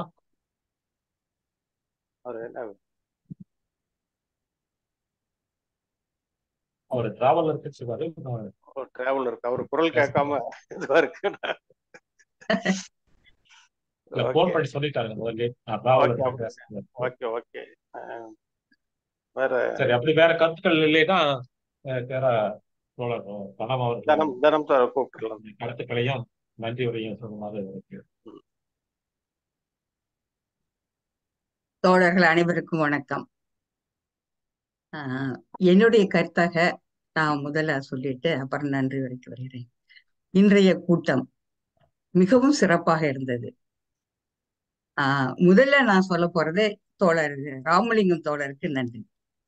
மார்க்சிய சிந்தனை மையத்தையும் MELS சிந்தனை மையத்தை ஏற்கனவே ஒரு முறை பாப்பு ராஜன் அவர்கள் முறைக்கே 2 பேரும் இணைந்து நடத்தலாம் என்ற கருத்தை நான் அவர் கூட பேசும்போது சொல்லியிருந்தேன். ஏன்னா தனித்தனியா இருக்க வேண்டானே. இந்த இணைந்த கூட்டம் 2வது கூட்டம் என்று நான் நினைக்கிறேன். தோழர் பாப்பு ராஜனுடைய இணைந்த கூட்டம் முதல் கூட்டமாக அமைந்தது. இது 2வது கூட்டம். இதற்கு தோழர் ராமலிங்கம் அவர்களுக்கும் மார்க்சிய சிந்தனை மையத்தின் ஒருங்கிணைப்பாளர் MC குமரன் தோழருக்கும் நன்றி. 2வது, இன்றைய உரை மிகச் சிறப்பாக அமைந்தது. மார்க்சுடைய பிறந்த நாளில் மார்க்ஸை பற்றி தெரிந்து கொள்வதும் மார்க்சியத்தை பற்றி தெரிந்து மீண்டும் ஏற்கனவே நாம் தெரிந்ததாக இருந்தாலும் நம்மிடையே மறுபடியும் அந்த கருத்துக்களை சொல்லி அதை கேட்டு தெரிந்து கொள்வதில் மிகச் சிறப்பான முறையாக அமைந்தது. தலைமை உரை என்பது தோழர் MC குமரன் அவர்கள் மார்க்சியம் என்ற பெயர் வந்த காரணத்தை தொட்டு மிக சிறப்பாக அந்த மார்க்சிய கருத்துக்களை கூறி முடித்தார். தோழர் டாக்டர் அனந்தகுமார் அவர்கள் அவர் கருத்துக்களை மிக சரியாக சொன்னார். இந்த பீமா கோரக்கான் அதை பற்றி கூறும் பொழுது அன்றைய பேஷ்வாக்கள் தான் இன்றைய RSS என்பதை அது 2வது முறையாகவும் சொல்லிட்டார். அந்த விஷயம் எனக்கு புதிய விஷயமாகத்தான் தெரிந்தது. பேஷ்வாக்கள்ன்ற தனியா படிச்சிருக்கேன். RSS நம்ம பார்த்துட்டே இருக்கோம். இப்போ கண்ணுக்கு முன்னாடி அவங்க என்ன செய்யறாங்க. அதாவது அவர்களுடைய பாரம்பரியம் தான், அந்த கும்பலுடைய வரவில் வந்தவர்கள் தான் இன்றைய RSS என்ற கருத்து எனக்கு ஒரு புதிய செய்தியாக இருந்தது. தோழருக்கு நன்றி. தோழர் தன்னுடைய உரையில் இத ஒரு விஷயத்தை சொன்னார். அதாவது சில கருத்துக்கள் விவாதத்திற்குரிய கருத்துக்களாகவே இருக்கிறது என்று சொன்னார். அந்த விவாதத்தை தோழர் நெல்லை ரவி அவர்கள் துவங்கி வைத்தார் என்று அதை தொடர்ந்து தோழர் ராமலிங்கமும் கூறினார். எனக்குள்ள சந்தேகம், இடதுசாரிகளின் ஒற்றுமையில் என்ன சிக்கல்? இந்த இடதுசாரிகளின் ஒற்றுமை அவசியம் அவசியம் என்று பல கூட்டங்களில் பல தலைவர்கள் பேசுகிறார்கள். அதில் என்ன சிக்கல் என்பதை தோழர் அனந்தகுமார் அவர்கள் ஆராய்ச்சி செய்து எல்லாமே தெளிவா தெரிஞ்சு வச்சிருப்பாரு. ஆனாலும் அதை இன்றைக்கு சொல்ல வேண்டாம் என்று மறைத்திருப்பார் என்று நான் கருதுகிறேன். இடதுசாரிகளின் ஒற்றுமை அவசியமாக இருந்த போதும் கூட அதை நம்மால் வலிமையாக ஆணித்தரமாக வெளியில் கொண்டு வர முடியாததன் காரணம் என்ன என்பதை நான் அறிந்து கொள்ள ஆசைப்படுகிறேன். இந்த கூட்டத்துல வேண்டாம், அடுத்த கூட்டத்துல இன்னொரு, அது ரொம்ப முக்கியமான ஒரு பகுதி. இடதுசாரிகளின் ஒற்றுமை என்று விட்டாலே நமக்கு தெரியும், அளவு மாற்றம், குணமாற்றம், பண்பு மாற்றம். அதான் பண்பு மாற்றம். குணம் என்றாலும் பண்புனாலும் ஒண்ணு தானே. அளவு மாற்றம் பண்பு மாற்றத்துக்கு இட்டு செல்லும். அந்த ஒரு நிகழ்ச்சியாவது இந்தியாவில் நடந்து விடாதா என்பது என்னுடைய ஏக்கமே. அதை பற்றி தோழர் விரிவாக சொல்ல வேண்டும் இன்னும் ஒரு முறையாக என்று கேட்டுக்கொண்டு, இந்த கூட்டத்தில் பங்கெடுத்துக் கொண்ட அனைவருக்கும், சிறப்புரையாற்றிய தோழர் அனந்தகுமார் அவர்களுக்கும், தலைமை உரையாற்றிய MC குமரன் தோழர் அவர்களுக்கும் நன்றி கூறி, கடைசி வரை கலந்து கொண்ட அனைத்து தோழர்களுக்கும் நன்றியை தெரிவித்து அனைவரிடமிருந்தும் விடைபெறுகிறேன். நன்றி, வணக்கம். நன்றி தோழர். நன்றி தோழர்.